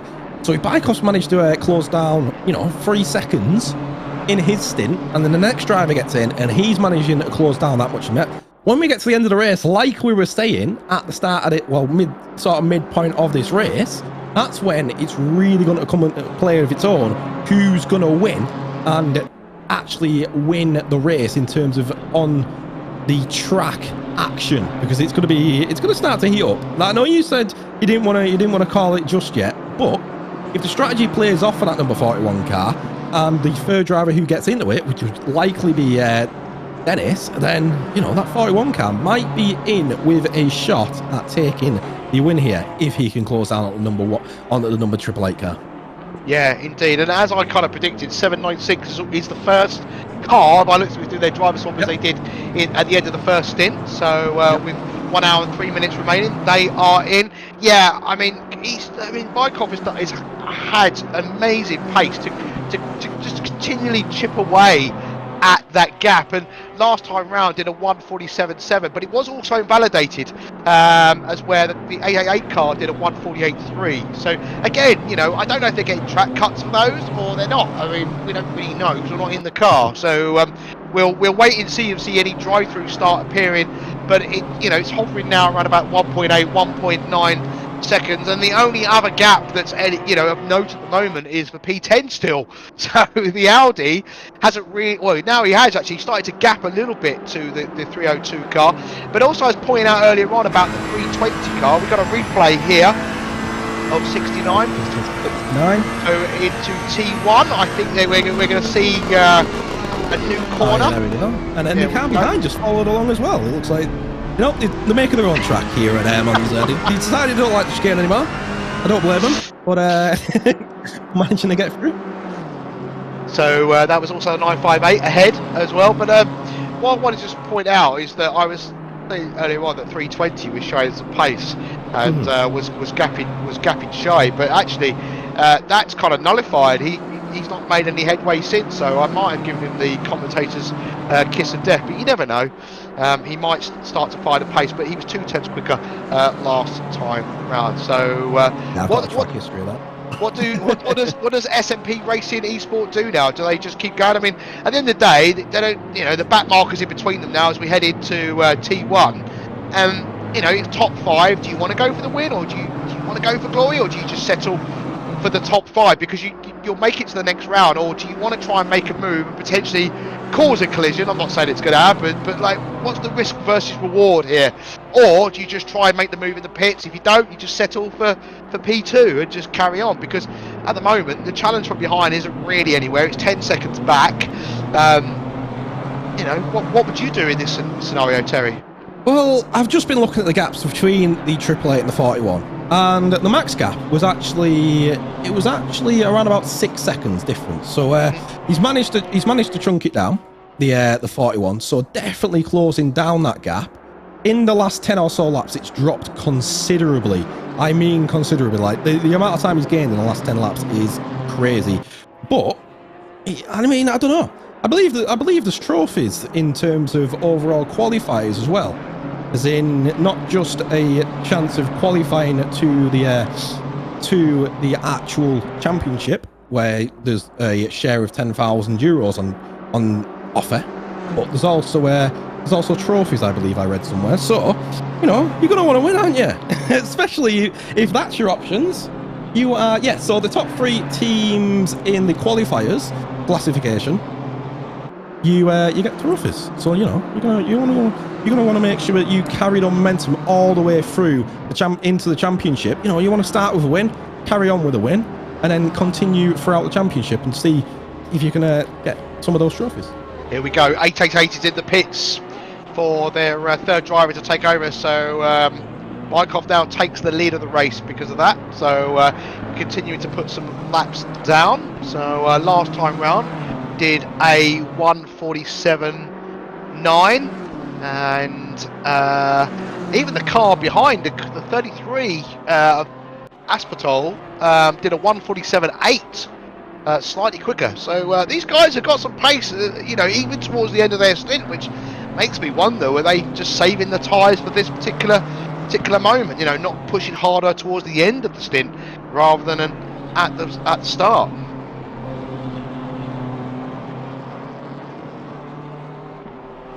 So we're the hourly highlights time coming up shortly, and if you've only just joined us, here we go. This is one of the moves towards the beginning of the race. 39 going off track, and forgetting that you can't brake on the grass, and causing a collision, and the 7 Porsche into a spin. Prior to that, hitting the wall. And then the Porsche number 7 again for SOP Motorsport, having their own moment, hitting the grass and then bouncing off into the other wall like a ping pong ball. And then we have, I forget which BMW this was, it was 302, also trying to make a move where the track is going to end, but there wasn't much room given, and we had a collision with the 690 into the wall. They go, and there we are through Ascari. I think this is the number 7 Porsche again, having a little bit of a moment, and again unsettling the car and off into the gravel trap.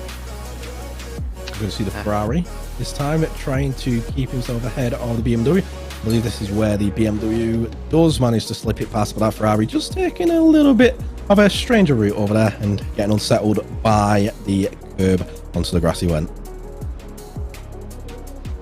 BMW on BMW this time, and the lime green BMW just turning the one on the left around there.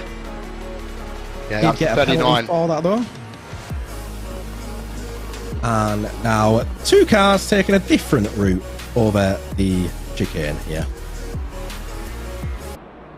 So all things considered, really, I mean, you know, not that eventful the last second stint. I mean, you know, like, because it all happens in the first few laps, doesn't it? A lot of time, and then the race tends to settle down, and you know, it's now got 8 o'clock on at the race event, and you can see the lights are on the cars. It's getting that little bit darker. It's going to get a little bit harder to get those braking points bang on every time.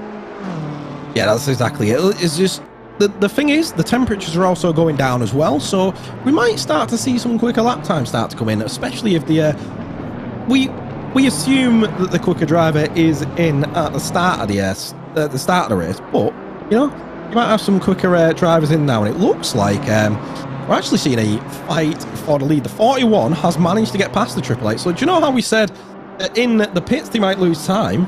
Yes. Just looking at the amount of time that was spent in the pits by the one-up, the Triple Eight, 1 minute and 7 seconds in the pits. Like I said, it's minute differences. The 41 only spending 1 minute and 3 in the pits. Like we said, at the start or the end of stint 103 is about your target timer in the pits, and it looks like the Triple Eight car not having the best of time in the pits, but now he's going to be looking to fight his way back up. The car that's currently sat in first place is still on his original second stint, so in around about a couple of minutes he'll have to have come into the pits, otherwise he'll get that disqualification that the 5th place position got a stint ago. So 888, as you rightly said, has lost the position in the pits, but that's because they were stood still for 35 seconds compared to the 41. Yes. They were stood still for the 32. So I wonder if we missed something. Maybe they had a moment, and they had collision with something, and maybe they've done a bit of repairs, and that might be explaining the sudden, while they were losing time to the 41 during Possibly, that stint. We just don't know. There might have been something that we've missed. And here comes Shay then from the lead, car 21 into the pits. So it'll be interesting to see how long their pit stops take, and well, they'll come out. So there we go. Dennis in the 41 car is headed down, flashing the back marker into T1. The back marker kindly gets out of the way there, and through they go to start another lap. Yeah, it'll be interesting to see what sort of lap times Dennis can do, because we saw 147.6 at best. Now, it has got a bit colder. I believe it's heading towards, it's still 20 degrees out on track, so it is still pretty cold in terms of temperatures on the track itself, which is great for lap times, and great for tyres as well. But we'll find out if Dennis can start to put in some of those lap times to keep himself ahead of the Triple Eight car, because that car, fastest lap, is actually 1/10 quicker than Dennis in terms of raw pace. The question is, can Dennis keep the pace, keep himself in that 3.7 second window that he's currently found himself in, that the Triple Eight car was in first place position earlier in the race. That's going to be the key point here. And Shay looks like he's going to be in the pits for quite a while. 1:10, I'm seeing it tick up. 1:10 he's been in the pits for, so 38 seconds stopped. That's a long time for that 21 car to be in the pits. But the issue with the pits is all we can see is when they stopped, how long they stopped, and the time in and time out. We don't know if they missed the pit box and had to reverse back a bit, or they've stopped too early, had to drive forwards a bit, or it's moved them sideways. There's a lot of things that go into a ACC pit stop that a lot of people don't think about. And it's not just, hit the box, up, down. It's also make sure you get it exactly in the box, otherwise you could lose a couple of seconds here and there. And that's likely what's happened to the Triple Eight car, unless, like you said, it did get damaged that we didn't see in any in the reels that we saw. Yeah, and we've got 2 new drivers in both of those cars now as well, so it'll be interesting to see how the pace develops. But already the gap between P1 and P2 is around about 3.5 to 4 seconds. Yeah. So, but it's still very early at the beginning of their stint. So, some drivers get straight in and bang up to pace. Other drivers like myself might take about 20 laps to find my pace.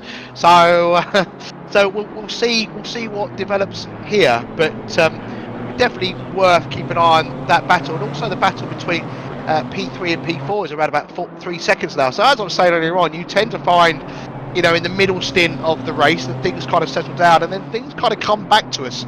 As I can see that 720 just pits in from P3, the McLaren, so their third driver will be getting into the car. Like I see, there's a yellow flag out on track for car 81 that's currently across the track. That's Hendrickson, and has got moving again, so that's good. No, there's a stop go 30 for car 103. That must be speed in the pits. Must be speed in the pits, yes. So that's the first one of those we've seen. They're 25 seconds back on P13 at the moment, and during the pit stops, I can see that the RCI Esports Red is now driven by Marek Vons, and they're up to P11. So they've been making steady progress. I know they qualified P7, didn't they, as you pointed out earlier on? But I think they're about to get P10 because I can see that car 31, I think, is still in the maybe just exiting the pit. So they might be a little bit closer to them, but wait for the live timings to sort itself out. But yeah, I think they're just out of reach, possibly. I think they're about 1 second out of reach. Right behind 31 though, and I think we've got a replay coming in now of car 81 into Ascari. I think this might have been the car I pointed out a moment ago. That was in the middle of the track. A bit. Yes. Yeah. I love that camera in ACC because you can't never see anything because the bridge is in the way. So nice view of the bridge.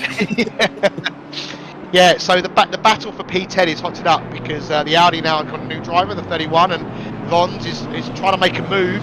I can just put it on my other screen. The 796. Actually, I think he's just made the move because he's up in the 10th place. There we go. He is indeed. There he is. Look at that. Just as we got to it, the RCI Esports Red up into 10th. He's going to be happy with that because they have been battling for that position for quite a while. So Oleg in the Triple 8 managing to get it up into that 10th place position, and his team's going to be very happy with that. The RCI Racing. But I mean, I know it's not a qualifying position. It's not, it's not in the top 5, but you're going to be quite happy with getting in the top 10, like I said earlier. Looks like the scoreboards. As we see Oleg there, 3.1 seconds back from Dennis. He's gained a little bit in the last couple of laps. As you're saying, it's going a bit darker. Question is, the good thing is, because it's an endurance event, and you don't have to be in the server at all times if you're an endurance driver, you can leave and you can go and warm your car up, get yourself warmed up. So these drivers won't be coming into this car fresh if pretty used to driving, and we're going to see a replay of the RCI car getting that 10th place position, hopefully. There we go, there's Vons in the 796 going through Lesmo 1. It looks like an Audi just missing the apex there. Thinking second of trying to defend the inside. A little bit of a squeeze, but the RCI Esports Red car going, yep, I'm not having any of that. I'm going straight up your inside, and Von's getting that 10th place position. You know what that'll be, don't you? Because the 31 had just come out of the pits, and this kind of temperature, it takes a couple of laps for the tyre PSI to kind of get where you want it, and the 796 has taken that opportunity because they pitted a couple of laps earlier, and maybe that's the advantage with swapping drivers earlier. If everyone else is doing it more around the actual stint time, just take those extra couple of minutes just to get your tyres up to temperature and enable to make some moves. So here we are with P6. This is George Sazonov. Yep. Sazonov, yeah, we'll go with that. Yeah, car 320. We've seen this car a lot. They've had quite an eventful race. He's got Linda behind in the 21, who's 1.1 down the road, as now in this slipstream. So looking to make some gains, and he's got the car in between them as well. So I'm back, again into T1, and it starts all again. So hopefully this back marker will let them by into the second chicane, so they can use the slipstream to gain some time, which they have done. They haven't lost, from what I can see. So hopefully this Ferrari, nicely done. There we go. That's how it's done. Brilliant. That's what you want to see from a back marker, isn't it? There's a lot of times you get stuck behind a back marker and you lose a second or so a lap, and you're like, oh no. Especially I know it is a multi-class, but especially in multi-class racing, that's the worst that can happen, that you lose a couple of seconds in your lap. Especially when you're as close as like Linda is to the 320 ahead. He just wants to make sure that he can keep himself within that closing distance. And we've just seen the car behind of Papilas in the Beaver Greece race in Lithuania. 720, the 720 that you've been keeping an eye on throughout this race, and one of the only different cars in the top 15 really. There's the 720 and the Audi, both making a name for themselves in the sea of BMWs. That's what I call them that, because there is a sea of them. And we've seen Linda now closing it down onto Sazonov ahead, and will that 320 be able to hold off Linda who has got an invalid laps, did run a little bit wide through the exit of Ascaria there. But our Roll Racing number 21 car looking to close it down as we come into Parabolica, into that right-hander. Will he get the slip coming up the start-finish straight? Yes, he will. He's within 4/10 of a second of that car. Let's see if that gap shrinks as we come down the start-finish straight. I don't think it's being close enough. We usually see about 3/10 at the top of Parabolica, unless there's a big difference in setup here, which it doesn't look like there is. Just closing it down into 5/10 of a second there, and we'll get through there nice and cleanly. But you can just see just how dark it's getting here at Monza, can't you? Oh, sorry, the in Ascari 302 is off. Simon Speff into the second part, I think has gone into the wall, so he's got to be careful here about the re-entry onto the track. Like he's got a little bit of room, but yeah, it's getting a little bit darker now. The air temp is, it's getting a little bit cooler. The track temperature's getting a little bit cooler as well, and you tend to find as the air cools as well, we will start to get faster lap times as the air cools, because it's that's how it works in racing. But yeah, 0.2 now, that gap between P6 and P7. So it's about trying to bide your time. As we've seen before, some impatient racing from some other drivers have caused incidents and ruined the race of two teams. But yeah, let's see how this one plays out as they enter Ascari, and we've got another replay incoming. I think of the 302. That's what we just spotted the end of. So here we go. Into the first part. Okay. Oh, right under. That's interesting. You often see that. I think he just got caught in the groove there. Yeah. The ACC update, I think 1.8 actually made it so you get kind of tram-lined if you get your wheels stuck into that right-hand side curve there, and that's just what we've seen there from Simon Speff in the 302 Sean Clark racing car there.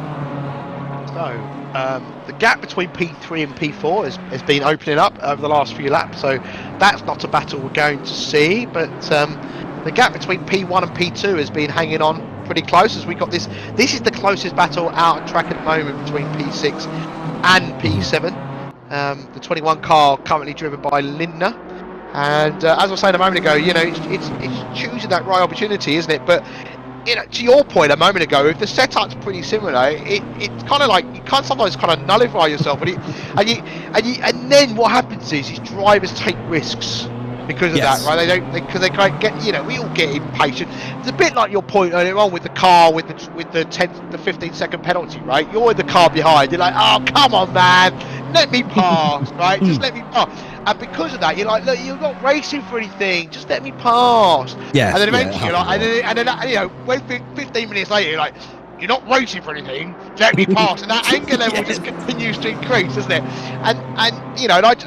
But drivers don't want to. It's pride at the end of the day. They don't want to let someone else pass. And this is the thing here as well. Like it's kind of like, right, okay, I'm making gains, but now I'm behind this car. I can't do anything. And you're kind of like, do I take a risk?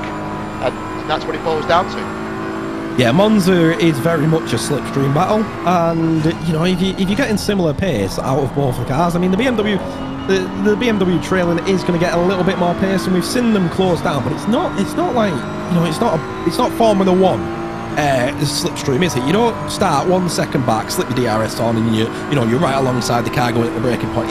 It's marginal. It's like 2-3 tenths maybe going on the start finish straight, and then you still have to find a way past. And we've seen Lynn there do that psychology move and just saying, I'm still here, I'm braking a little bit later, and yet every single time we're getting, you're getting that effect where both cars just start to come onto each other, the accordion effect, and Lindner's just looking for his move. And like you said before, when he was gaining, he gained coming out of Lesmo 2, and it's hard getting from Lesmo 2 into an overtaking position unless you absolutely get a fantastic gain. And if it's only like, two tenths behind, it's really hard to get that position done before Ascari. And we're going to see here Lynn there. It looks like he's faster in Sector 2 than the car ahead. I'm just looking at the sector times. He's faster in Sector 2 and marginal in Sector 1.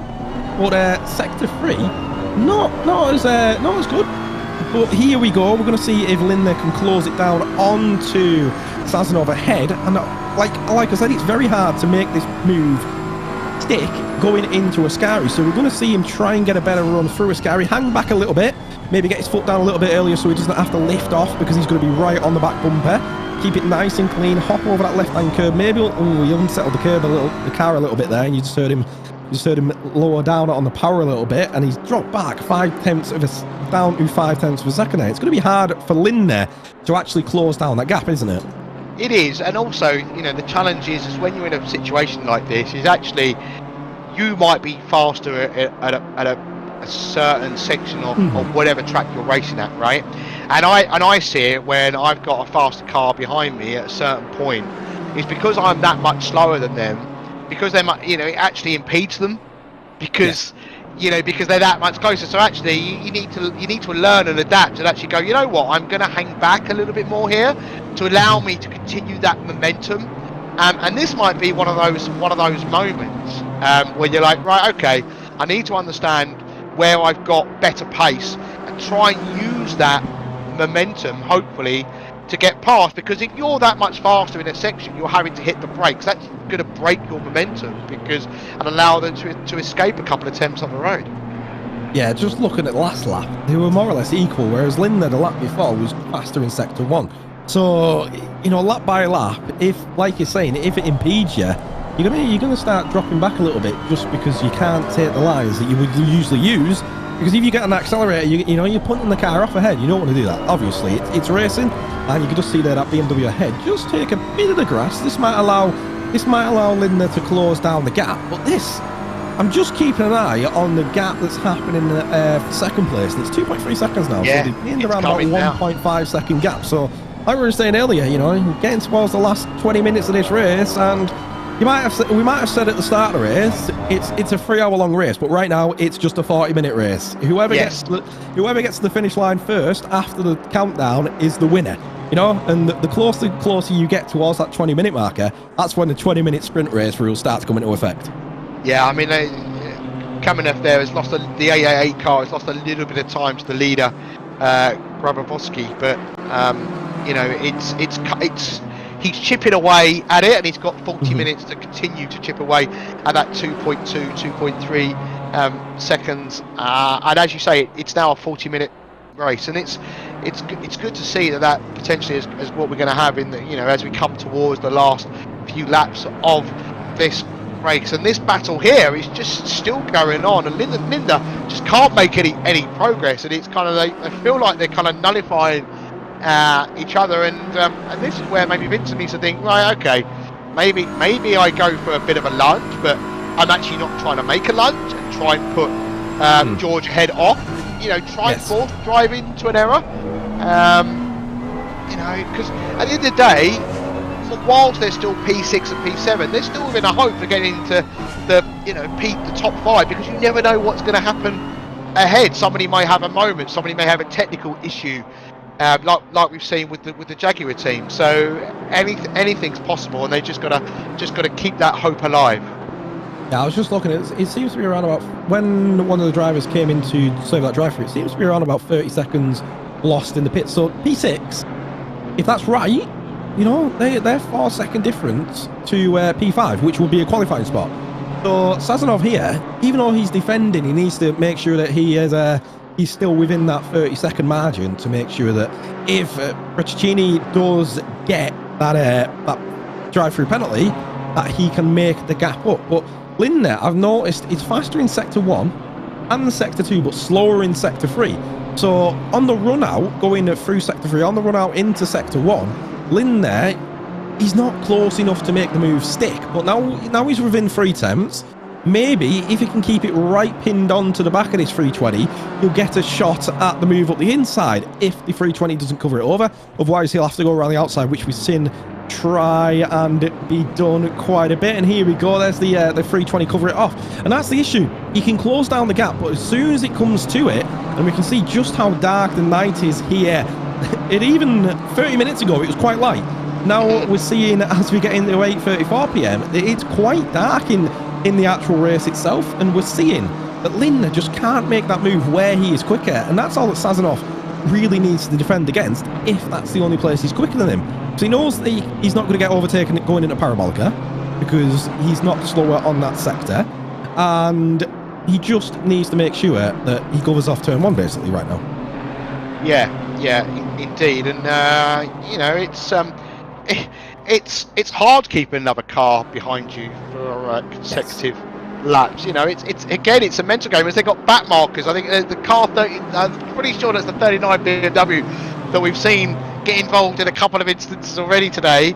I'm not sure what the other car is ahead of the or behind. Sorry, the 39 BMW. Probably another BMW, but but yeah, will these back markers have a part to play potentially? And you know, solid defending into T1 from the 320. You know, just got to make sure that he's not making the moves under braking, because you got to remain predictable and it's got to remain fair, because it was quite a late move from the 320, wasn't it? So just got to make sure that it's still, you know, whilst got to be fair. So he's close though. He's 0.1, Linda. So this is a good opportunity. This is as close as he's been. Yes. Tell you what, this is the closest we've been to a rear splitter as well. Look at the camera angle the director's pulled out here. Right, Lynn on the outside here, and we're seeing Sazonov on the inside. Will Linda actually, as they go too wide through, that's the closest they've been. I'll tell you what, I think Linda's got it here. Linda might have it up to P6 here if he can keep Sazonov away. Sazonov is not letting this position go easily though. Look. See what I mean by the pace difference isn't that much. And here we go down into the second chicane. I think these back markers might actually start to play a part of the game here, because Linda's going to be on the inside line. Sazanov's going to be forced There's wide. Contact goes door, yeah, but it's and then Linda's had to go wide, yeah. And well done to the director. Some really lovely camera work there, getting that action. Oh, that was great to see. But what was quite interesting for me, I think the 320 is running slightly lesser downforce. Yeah. You know, the car seems a little bit more slippery or slipperer. I don't know what the word is. But I noticed as the 21 pulled out of the slipstream, it couldn't make any headway. I don't know if you noticed that as well. It might explain why he's faster in some of the sectors as well, apart from obviously where he's and he's not actually that much slower, the 320 in sector 1, where you would expect him to be, you know, punching through the air. So he's obviously doing all of the work, whereas Linda's only really a 10th quicker. So that's why he's not gaining much time going into turn 1, because he's just not that much quicker than him. 39 BMW gets out of the way through Parabolica. Nicely done. Thank you very much. That's great to see. The gap is 0.4. He's not close enough, Sazonov, to make Linda to make a move. But what I found quite interesting, I thought through Ascari the 320 had kind of like compromised his entry a little bit, and I thought Linda was going to be a little bit closer than he was when we came out of Ascari down to Parabolica. But it really surprised me actually. He didn't make the gains I thought he would make. I didn't see him making the entry. I wonder if he compromised his slightly as well. And just to kind of update you, the gap between P1 and P2 has unfortunately opened up back to around about 4 seconds again. So maybe something's happened that we haven't seen. And I can see that 302 has got into the pits. I don't know why, but they have. Lost 7/10 of a second that lap, so yeah, big loss in terms of where he was, because he was around about 3.2, right at the back of Grabowski, and then last lap he just lost 7/10, so he must have had a moment at some point, that 888 car. But he's still in the top 5, still in that qualifying position. That's all that really matters in terms of, you know, where you come out of the race. Obviously you'd love to take home a P1, but you know, top 3, top 5, you know, whatever, same thing. All qualifying positions. Fair enough, you don't get to go, oh, but a 1P, what, you know, I got a gold medal rather than this is my point a few laps ago, wasn't it? It's like, what, you know, you gotta, I'm not, see, my kind of mindset is, I'll just settle for that, you know, like, but, you know, but then I guess that's why I'm not racing, you know, I haven't got that race mentality, you know, like, but, so I'm not maybe aggressive enough, and maybe, you know, whilst people like me in their endurance team, because I'm consistent, maybe, you know, I can still be a little bit more aggressive. But yeah, anyway, these guys are racers, and racers, well, they race. That's kind of in the name, isn't it? And that's exactly what they're going to be looking to do. But there's a point where sometimes you push a bit too hard. I've just noticed actually, P1 has just lost that 7 attempts as well. So you know, P2's lost 4 attempts as well. It seems to be getting pretty inconsistent as we get towards Maybe it's back end of this race. related. Yeah, I mean, I've just seen the 888 get past coming out of Ascari, past the 39. So yeah, that might explain it. I mean, I did say that earlier on as see Rainer Resso there in the 690 has got a 15-second penalty, but I don't know why. So that's just popped on the board there. That hasn't popped up by race control yet, so I'm not sure either. Looks like the 22 car actually on the back of the 103 car as well for 70th place actually, I think.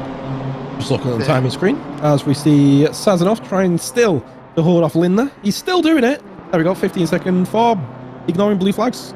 I was going to say that there shouldn't be too many contacts coming in at the end of the race, but it seems to be blue flagging issues. Well, this is what I was wondering, because I'm keeping an eye on the stewardship and I wasn't seeing any contact, so I was scratching my head. But there we go. Right, so Lindner again has closed that gap to 0.3. Like I said to you before, you know, sometimes when you get that little bit too close, it can kind of, you're in the dirty air of the car ahead, and it can kind of, as I say, I really noticed it in the Aston Martin around Spa in the 24-hour event that I did, and so you know, it's all about trying to keep that now as close as possible. We saw it before where he was kind of 0.1, 0.2. He's closed up there through the parabolica. That's a great line, and this is his opportunity. I think he needs to be kissing that bumper before he pulls out, because, like I said to you before, I just think the BMW ahead has got just a little bit less downforce.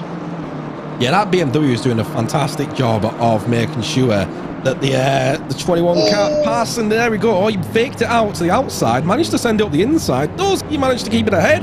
Yes, he does, but a bit slow on the exit, simply because he didn't have that steering on before he could put his foot down. Loosened it a little bit though, and there we go. Sazonov not holding on to that position, dropping down into 7th place position. I think this might be the best shot Lindner's got at keeping hold of 6th, but Sazonov back on the attack. Again, like I said, Sector 2 on the back of Sector 1. Sazonov actually quicker, but does have to take the outside curbs there, just because he didn't manage to make that braking zone.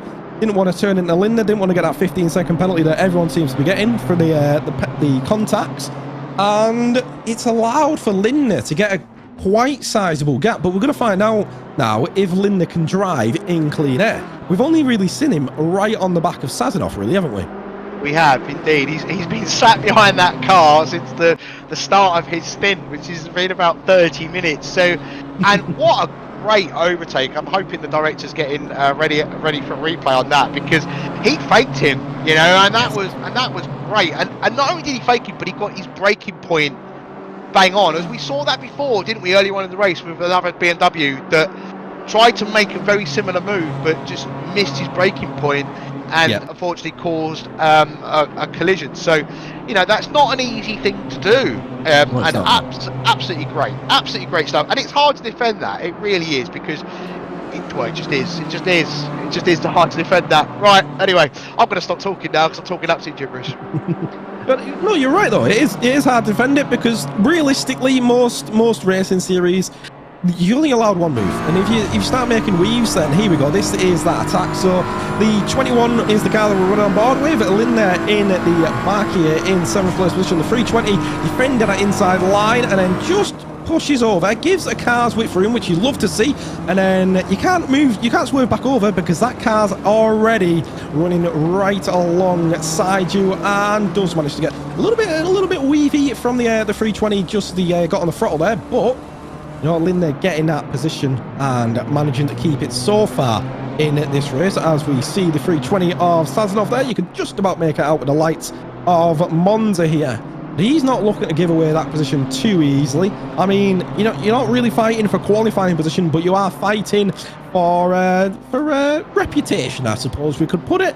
Is the best way. And the 320 looking to get it right on the back of the 21, and we're going to see if that 320 can attack as well as he's defended for the last around about what, 5, 6, 7, 10, half a stint worth of laps. Yeah, about half a stint, I'd say, around about 30 minutes. And like I've said before, I just get the feeling that the 320 is running less aero, and I think which is going to make, I think, for them a little bit easier potentially to get that position back. And we're seeing that already. I mean, the gap was around about half a second. As you pointed out earlier on, in Sector 3, I think this car's pretty quick, isn't it? So, but I think he's overshot the Parabolica slightly, unfortunately. So while he was like 0.1, a tenth off, he's now nearly half a second back. So, unfortunately, he's going to have to try it again the next lap. So, but yeah. And then we're now going to look at a replay to understand why the 690 got given a penalty. So here we go. Down into Ascari. Doesn't give the other car room. Oh, and then right back over. Okay. Yeah. That's very interesting. A double kiss there. So yeah, very interesting. A lack of awareness there, I think, from the 690, and quite rightly is given a 15-second penalty. So, and the driver is Reina Reza. Right, okay, so here we are, back with this battle. We haven't left this battle for quite some time, have we, Terry? No, we haven't. It's been phenomenal, and the overtake we saw about, what, 3 or 4 laps ago now, was fantastic from Linda.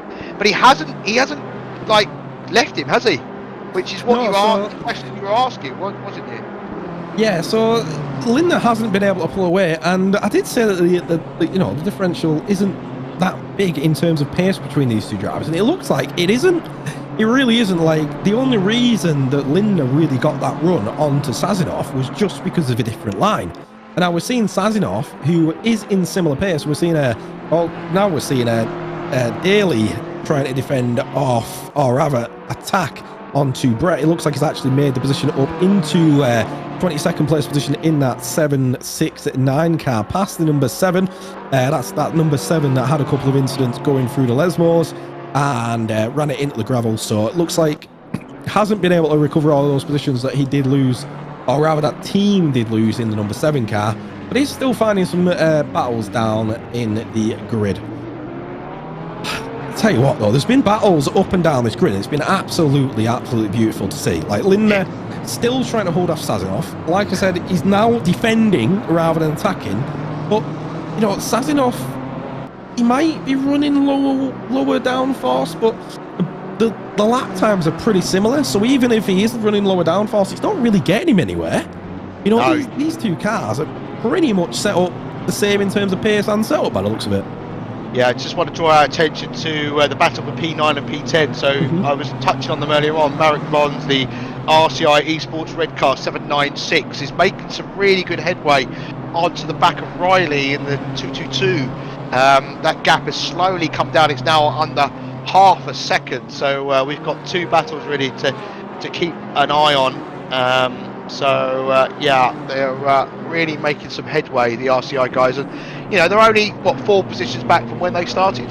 So if my maths is right, so yeah, I mean they started P7, but made some really good progress. I mean that gap is just continuously coming down. Unfortunately for Riley Ed, he's doing 149s, and the RCI car he's doing 148. So it's about a second a lap quicker. So as we've got there we go, a shot of Dean Riley and his rig there below, and. So thinking with that kind of pace, this should be easy pickings, but you never know with Monza. Yeah, that's the thing at Monza. Like I said, it's draft central, and you've got the leader behind as well. Sorry, we've got the leader behind just flashing there as well. I was wondering why the car was flashing, and that is the lead car. So the RCI car wants to get out of the way, but obviously wants to get past, but doesn't want to get a penalty. So good luck, everybody. Yeah, that's exactly it. Grabowski, I mean, he doesn't want to lose the time either. He's currently, right on the back of these cars. And we can see a moment there from the 222. Does manage to keep it out of most people's way. It looks like he's going to be right in the middle of the track, though. He's going to have to find a way to rejoin that track. And that's going to be really hard, because any car coming around that corner looks like he's managed to get himself going again. Or at least out of the harm's way. And then we're seeing... having the track map up on your HUD. That's where that's very, very, very useful. But luckily that did. I was like, thought the leader was about to make contact with a spinning back marker, and they probably had a Code Brown moment in the seat there, or their heart jumped up, or and there's a drive through for 103. I'm guessing that's track limits. will likely be. It looks like the leader's managed to get past all the back markers all right, though. So he is now pretty clean. Let's find that triple two and just see what happened here going into Parabolica. Does he took too much to curb? Yeah, too much. Foot down, span him round. Grass, I think. I think he actually touched the grass. Yeah. Yeah, you can see it in the background there. Yeah, like you see, it's a hard position for him to get, but he does that smartly. He goes to the right to go off the track once the following cars had gone past. So that's good. I mean, you know, that could have been a lot worse, couldn't it? Yeah, especially stopped in the middle of the track. Luckily, it wasn't really on the apex, and it wasn't really blind, because if you're coming around that corner and just before you brake, you're going to be able to see that car anyways. As long as your FLV is wide enough, you'll be able to see that car just parked on the middle of the track and just be able to go, all right, that's all right, because the inside line is where I want to be anyways, or the outside line is how I can avoid him. So luckily, it didn't go too badly. Luckily, it could have gone a whole lot worse, like you said. There's Diente Santon in the AF Corsa. He is currently in 19th position, and Ressa in 20th has that 15-second penalty. But obviously with that pit from the 103, the Diente Santon driven 53 car has managed to jump up into 18th place position. And yeah, it's a shame for that 103, but you know, it's just how the cookie crumbles. You go wide, you get track limit warning, you go wide 4 times, you get drive through. It's just how it goes. Indeed. And Diente Santon, it's unusual to see him in a Ferrari because he's kind of a big Porsche fan.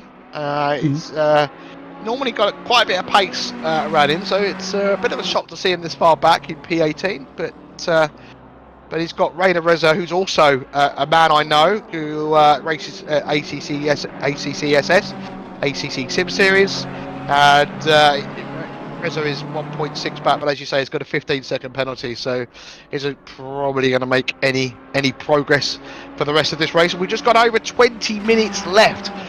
Those other hours have gone pretty quickly. I can't believe we're down to 20 minutes. It's quite something, and I think that says a lot about the action we've seen on track so far. Yeah, we've seen a lot of action this race, and then my hourly highlights have only been a snippet, really. We've seen, honestly, we could probably make 3 hours of highlights. That's how much action we've seen, because there's just been action up and down the grid, and we'd just be showing highlights forever. But you know, there's still 20 minutes to go, and this is where it starts to come down to how much pace can you close down in the next 20 minutes. I mean, the leads kind of separate itself. Grabowski has done a fantastic job against Kamenev, who is in that 888 car currently, and it's now a 7-second gap. But this is where that Pro by VDES number 41 car is doing a fantastic job. Managed to keep itself pretty clean all the race. The number 888 has been trying to keep it onto the back of it, but just losing a couple of positions here and there. But Grabowski started in P4, remember, within, you know, that 1/10, 2/10 gap that we saw at the qualifying. And you go, well, how important is qualifying in a 3-hour race? And you go, well, it's pretty important when you start P4 and you manage to make 3 positions up and you're in P1, isn't it? Yes, it is. I mean, I know it's just 18.5 minutes to go, and I'm wondering if P3 is going to be able to close down that gap to 8. We've got a replay of car 769. I think that's the Porsche 7 next alongside it, the SOP Motorsport car. Good memory, I think I've got there, and I think there's going to be interesting. Okay. Trying to fit the outside line, even though there's a car there. You're already on the inside line. Was a bit interesting. I can tell you, it's not the formation lap. You can't drive through another.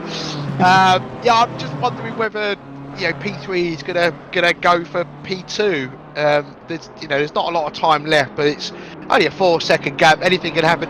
But also that battle we were watching for P6 is kind of that's also kind of opened up. Yes. A little bit now. So initially, when Lindner got past, he wasn't able to make any kind of headway. But he's opened up a 2-point. Oh, really? Just getting spun around. Yeah, that's unfortunate. That's not the best look, has he? No, he has not. No, and sometimes you can feel like you are the punch bag. You know. Yeah, I mean, he started 17. Why me? Down to with 20 minutes left in the race, it's a case of, we'll ride it out. We're enjoying the race as it is. There might be a couple of incidents, and you get to the point where you get involved in a few, and you go, yeah, why me? Like you're saying, but most of the time, it's all right. Monza T1 is always going to be Monza T1, trying to get 2 cars through there. They either go really well or really badly. 50-50 chance, it seems to be. And we've for as equal amounts of spin arounds we've seen equal amounts of 2 wides going through there as well. I think what you just said there was as bad as football is a game of 2 halves. Like it can either go really well or really bad. Oh, can it? Okay. but you're right. I mean, that's exactly what can happen sometimes. It can feel like everything just goes against you, and in other races it feels like everything goes for you, and that's just just sometimes how the cookie crumbles. That's exactly it. It looks, we just saw the 22 car, well, we heard the 22 car go a little bit wide there, seen driving that, but it's tough. It's tough to keep the motivation when you have a couple of bad laps and get yourself back in the game, and that's what makes endurance driving interesting. This looks like the 22 car just taken a little bit wide. No, didn't take it wide. Nice and clean through there. Out, down through here. That's that curb again. That curb again. We saw another car going into a very similar incident. It just upsets the car. It was the Porsche earlier on, wasn't it? Yeah, was the Porsche again? Yeah, it was the Porsche. Yeah, just sort of because there's a dip there. If you go a little bit too far over, because it's kind of finding that apex where you can kind of just take enough without hitting that dip to keep that momentum and gain that time, but then it's very easy just to go over that cliff and pay the price. The gap between P2 and P3 is continuing to come down, and I'm getting a little bit, it's 15 minutes left. Are we going to have a battle for P2? Part of me wants a battle for P2. I can, but here we go. We got a battle here for P19. So we got Reza in the 690, Smith in the 302, and Daly in the 769. Daly must feel like a bit of a punch bag today, but there he is. He's still going, and that's kudos. Oh, what happened? Big incident on the 302 there. He has had a massive incident, and looking to rejoin there. Oh no, that's not a rejoin. It's hard to see in the dark, I can tell you that much, but that's a barrier that he just hit. I don't know if he turned the lights off or whether they've gone. So I don't know whether he killed the engine when he had that incident there. I'm sure we'll get a replay at some point that hopefully will give us a better angle. But yes, as you're saying about the P2 and P3 fight, it's because P2 is actually losing time to P1 that P3 is getting closer.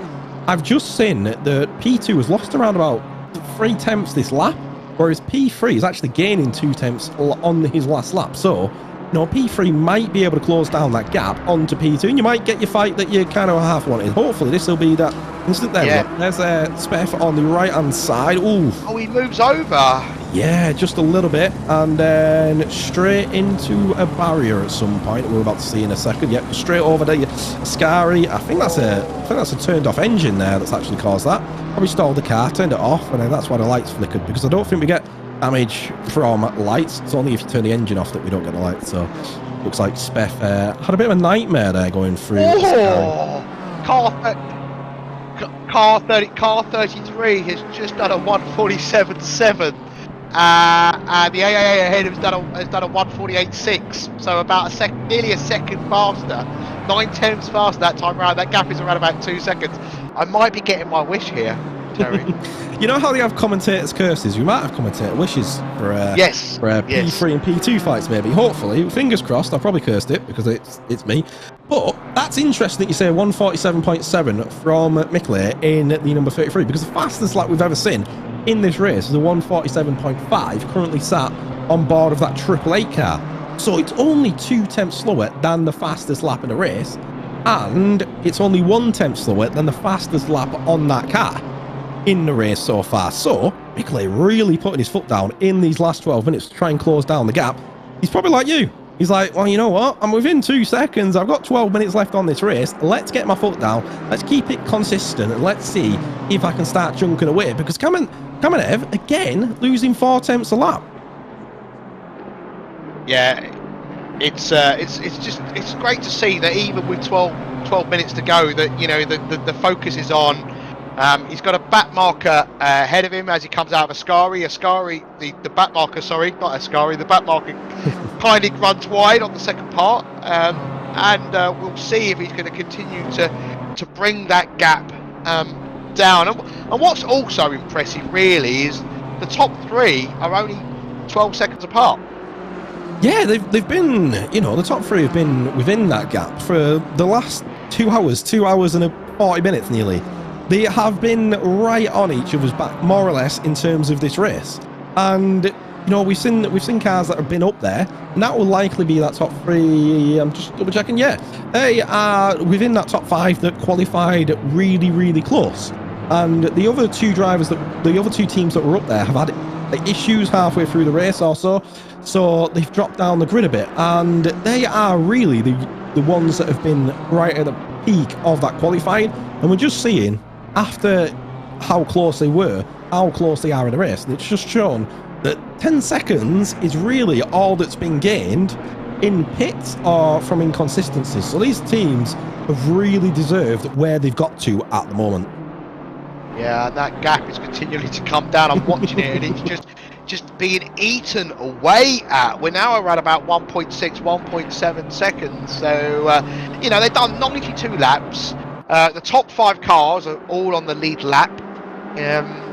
P5 is just around about 50 seconds back, so I don't think they'll get lapped before the end of this race, but everyone else has. So up to P6 has been lapped, and that is a generally good performance. I mean, solid performance from the 41 car, and that's impressive to see. The gap is continually to come down, and we've got 10 minutes of race left. The track temperature has continued to fall. The air temperature has continued to fall, and we've got just under 10 minutes left. I'm just trying to keep an eye out on where P3 and P2 are both in the same track position right now, and there's only 1 second difference. We're just seeing them both pass the start finish straight there and down onto turn 1. I'll tell you what, I think you're going to get your wish. If you have one wish this race, this is your wish granted.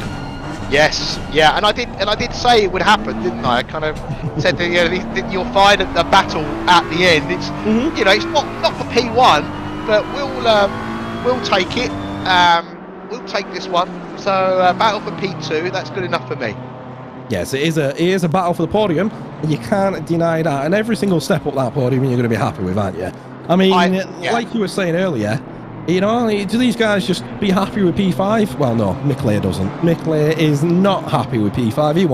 He doesn't want to be in that top 5. He wants to be higher up that step of that podium, and he's currently 1 second away from getting second place position on Kamenev, who that car has the fastest lap in the race. So Oleg, he's been trying to keep his team on there, but as this race has continued, he's just slowly dropped down that gap. And Mick here is closing down that gap, and he's gained 4 tenths in this lap. So I'll tell you what, by the time we get in a Parabolica, I think these guys are either going to be side by side or bumper to bumper. Because down through Ascari we go. Mick gets a nice run through there.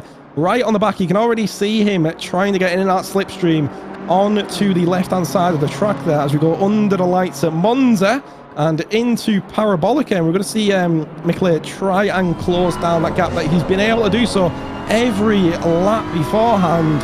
I think we might be waiting another half of a lap before we manage to see Mick. Maybe he didn't get the best of runs out into Parabolica, but we're going to see him try and close down the gap for the rest of the half of the lap, aren't we? Yeah, it did. And before this lap just completed, I was waiting for a moment to say, previous lap, Andre was a whole second quicker. So he's got pace on him right now, but as we know, it's one thing catching a car, and it's another thing making the move. Once you start getting into final contact. Final warning for car number 7, contact with car 7, 6, 9. So that was the replay that we saw a moment ago. So the team have been given a final warning. Yeah, that car's not, like we were saying earlier, it's one of those days for the number 7. But Mickley actually dropping back a little bit here. He's lost around about 0.3 of a second, just coming into the end of sector 1 there. He's only got 7 minutes to make this move if he's going to make the move. And is he pushing too hard? Is it starting to wear the tyres off? He's been in this car for 51 minutes, so 1 minute longer. Yeah, he's been in this car for 51 minutes, has Oleg. Andre Mickley has been in the car for 49 minutes. So really, you know, really the difference in terms of tyre wear, probably negligible. But question is, does Mickley still have that pace that he's had all of his stint so far to be able to close down this gap? Or is it just going to fizzle out towards the last 6 minutes of the race? It's kind of like a fairy godmother moment. Is it going to give Paul his wish, or is Oleg going to be able to hold on to a second place position for his team? Are we gonna turn a pumpkin into? Is that what you're saying? Yeah, I mean, also the dirty air, I think, plays a part as well, as I've touched on multiple times during this race. But it is interesting how he was able to close up, and now now that he's right behind the 888. But then again, we don't know what strategies are going on. We don't know if the 888 has purposefully, had a moment where they were just like, you know what, we'll just take it easy, and then when the threat comes in, we'll push that little bit more, and we'll be able to use the tyres that little bit more. You just don't know, and it's really hard without being a part of that team. But at the same time, it's kind of like, well, how is he not closing up now? I mean, because he was so much faster. That's building up to this, and that was what was getting me so excited. Now I'm like, oh, why has it fizzled out? But it's 5 minutes. He might also be thinking, oh, is it worth the risk? Because you've got 5 minutes of race left. Is it worth the risk? If you want to proceed the next round. So that's exactly it. I mean, there's only really a 40-second buffer between third and not qualifying. That's the thing. If you get caught, you get into an incident that means that you cannot continue this race and you have to pit, then from battling so hard for, say, P2, it's close now though. Yes, your whole team's just going to go, well, we could have had P2, we could have qualified in P3, but there's been an incident, and hopefully there isn't, and he goes really wide here. Maybe this is going to be a try to run. I don't know. Yeah, I mean, it was because he's right on him. This is a couple of times it's happened now where up to the parabolica, I don't know if it's the line he's taking or whether he's because he's in the dirty air of the car ahead, but he seems to not be able to. Yeah, but that's in the brakes. But yeah, I mean. But a moment, the gap opened up when they got to the parabolica. That's the second time now that's happened. But yeah, I mean, do you want to risk? As to your point, it's only 40 seconds back. You're on the podium. You're on the bottom step of the podium. You're going to get potentially, to the next stage to race against, 40 esports pro. Maybe launch your own esports career. Who knows? There's a lot online, isn't there? There's a lot online in this race, and yes. You can either take an early victory, carry it forwards, or do you play the short game and try and get like I was saying, do you try and get an extra step on the podium, or go for long term? But he is a lot. I don't think he is. He is close. He is a lot closer this time. Yeah, and this is the risk now. Is that close? Very close. I thought there was. I mean, I'm sure I saw a little unsettling of a car there, but over through a Ascari. So I'm actually this is front of your seat stuff, isn't it? Really, it is. There's so much on the line here. It isn't the start of the race anymore. We're now seeing a battle for P2 and P3. There isn't a battle. We've got 3 hours to go. Yeah, it's front of the seat stuff, and the 33 car, I imagine that team's probably going, go on, you got him. And he's probably thinking, yeah, but, we've got a winning P5, what do we do? And, the racer in you says, get him.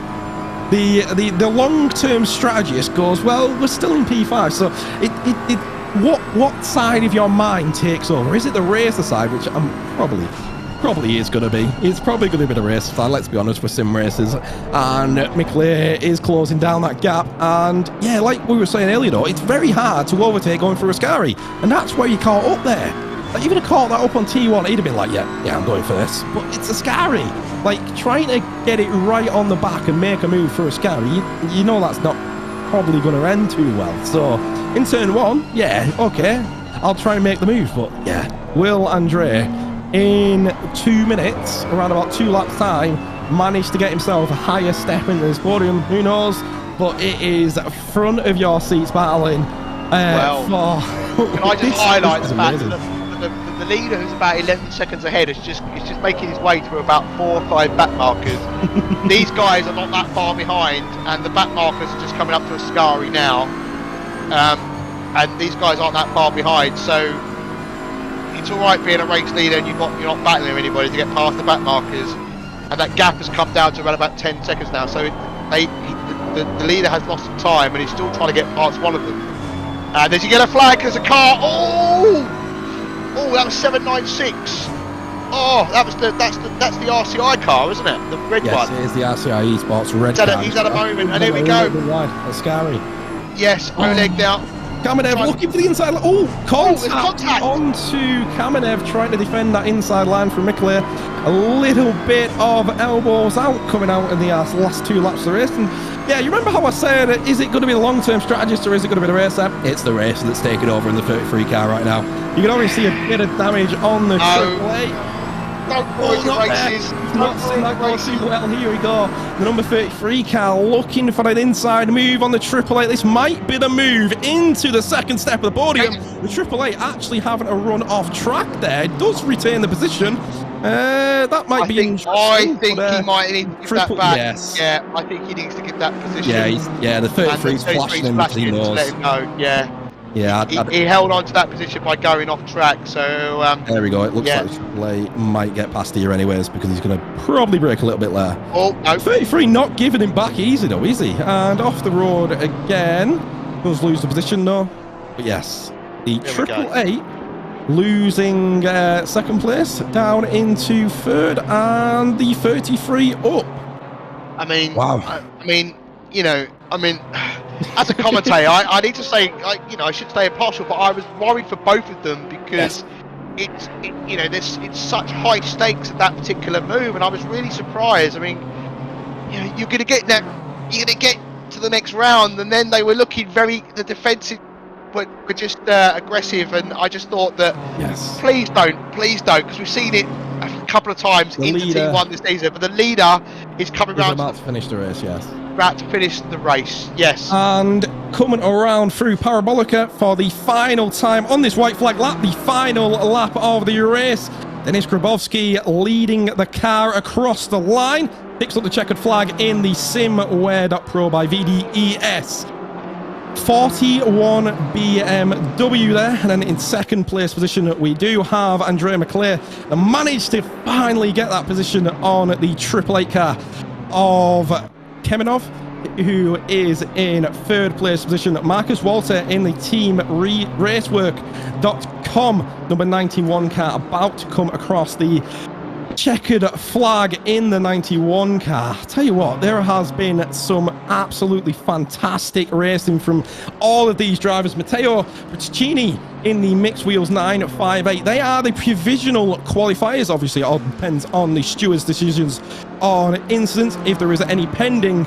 But as we go across in terms of track position, what fantastic racing we have seen, and we're about to see some of that racing in some of the highlights that we have got here. There is the Jaguar, who had a little bit of an incident with the RCI Esports Red and then got turned around at turn 1 earlier in the day.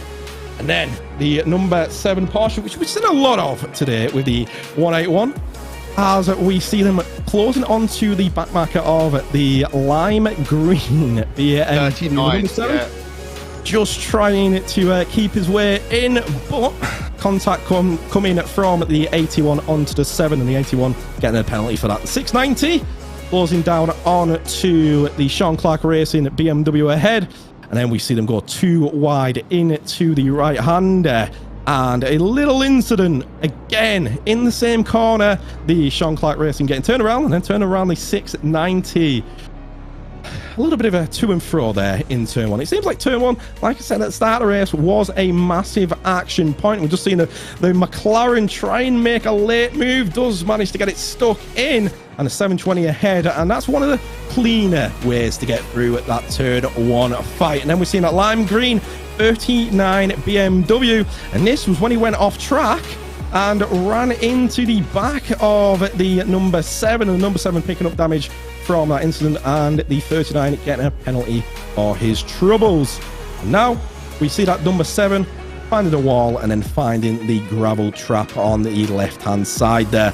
So a couple of times that number 7 managed to do that. And now we're going to see that number 302 look to make a very similar move to one we saw earlier.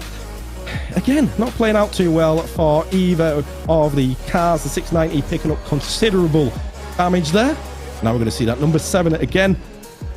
Just take a little bit too much of that curve on that right-hand side, trying to keep it clean on the left, not managing to do so though. And now the Ferrari trying to keep it ahead of the BMW on the right-hand side, but 2 into 1 did work until the Ferrari took the too much of that curve on the left-hand side and turning the car around and just trying to get it out the grass there. The lime green BMW featuring quite well in the number 39 car there, trying to get 2 into 1 again. Turn 1 didn't work out again. Again, 50-50 going into turn 1, and sometimes it worked, sometimes it didn't. 2 cars taking a very interesting line through turn 1. Neither made the corner, but both came out unscathed. There has been a lot of action here, and the number 31 just trying to hold off the RCI red car there, and the RCI red car managing to get itself ahead of that Audi. And here is that 302 BMW just having a bit too much curve on the right hand side and spun back around. Well, I'll tell you something, there has been some absolutely amazing racing today, hasn't there, Paul? There has been some fantastic racing for a 3-hour long race. Yeah, I mean, absolutely brilliant stuff, and right until the end where we saw the battle for P2, and you know, and like you said, it was kind of like edge of your pant seat, whatever it is, moment. And I was genuinely really nervous for both of them because they potentially throwing away a podium spot to qualify for the next round, because you know, it's not really, while a win or a podium finish is great today, it's not really the win. What you're trying to really focus on is the next round. And we've got another qualifier next Saturday as well to choose another top 5 to take part in this event. But some great racing, some stuff where you know, drivers have got off the track and pushed the limits a little bit. But yeah, some great stuff. So there you go. They are the 5 teams that have qualified. The S&P Racing, driven by Murdasov, Cherepenin, and Kemenev. And then the Simware.pro team, driven by Ogorodnikov, Baikov, and Grabovsky. And the West Competition, driven by Nikolai, Leclerc, and Apostle. Racework.com, picking up one of those qualifier positions as well, driven by Nicholas Gross, Sasha Glatter, and Marcus Walton. And in mixed wheels, driven by David Patel, Mattia Zampedri, and Matteo Patricini. And wow, yeah, like you were saying, there is another set of qualifiers happening right now. You can sign up right now if you saw this and you wanted to go, well, I want to get involved in some of that racing action. Next week, you can race again, but we're going to Donington, and it's a free car choice. So I believe, if I'm not mistaken, that if you missed out in qualifying in this round, you can race in the next round as well. So you can have a second go at Donington. I was confirmed that is correct, so you can go and sign up again. We'll probably likely see a lot of these cars back again, won't we, Paul? Yeah, we will. We'll see some of the guys that kind of missed out, and maybe the ones that qualified well and then had instances which weren't for their own fault, and fall back, and they'll be thinking, you know what, we'll give it a second go at Donington. And Donington is a great British track, completely different to Monza, mind you. But yeah, I think will give us some really great racing as what we've seen tonight. So yeah, fantastic stuff. I'm looking forward to it. I'm looking forward to it as well. Donington's one of my favourites as well. I mean, I've always got a special place for Alton, but Donington, yeah, Monza Monza's very different to Donington. We'll leave it at that, I think, and then everyone can tune in next week to find out what's happening at Donington and who manages to qualify to take one of those 10 slots. Now, there's only 5 available to head against the 40 eSport Pro teams as they go into the championship that will be running up until that live and on site at the ADAC Expo in December. Thank you guys for coming along, and we will see you next week. Here we are.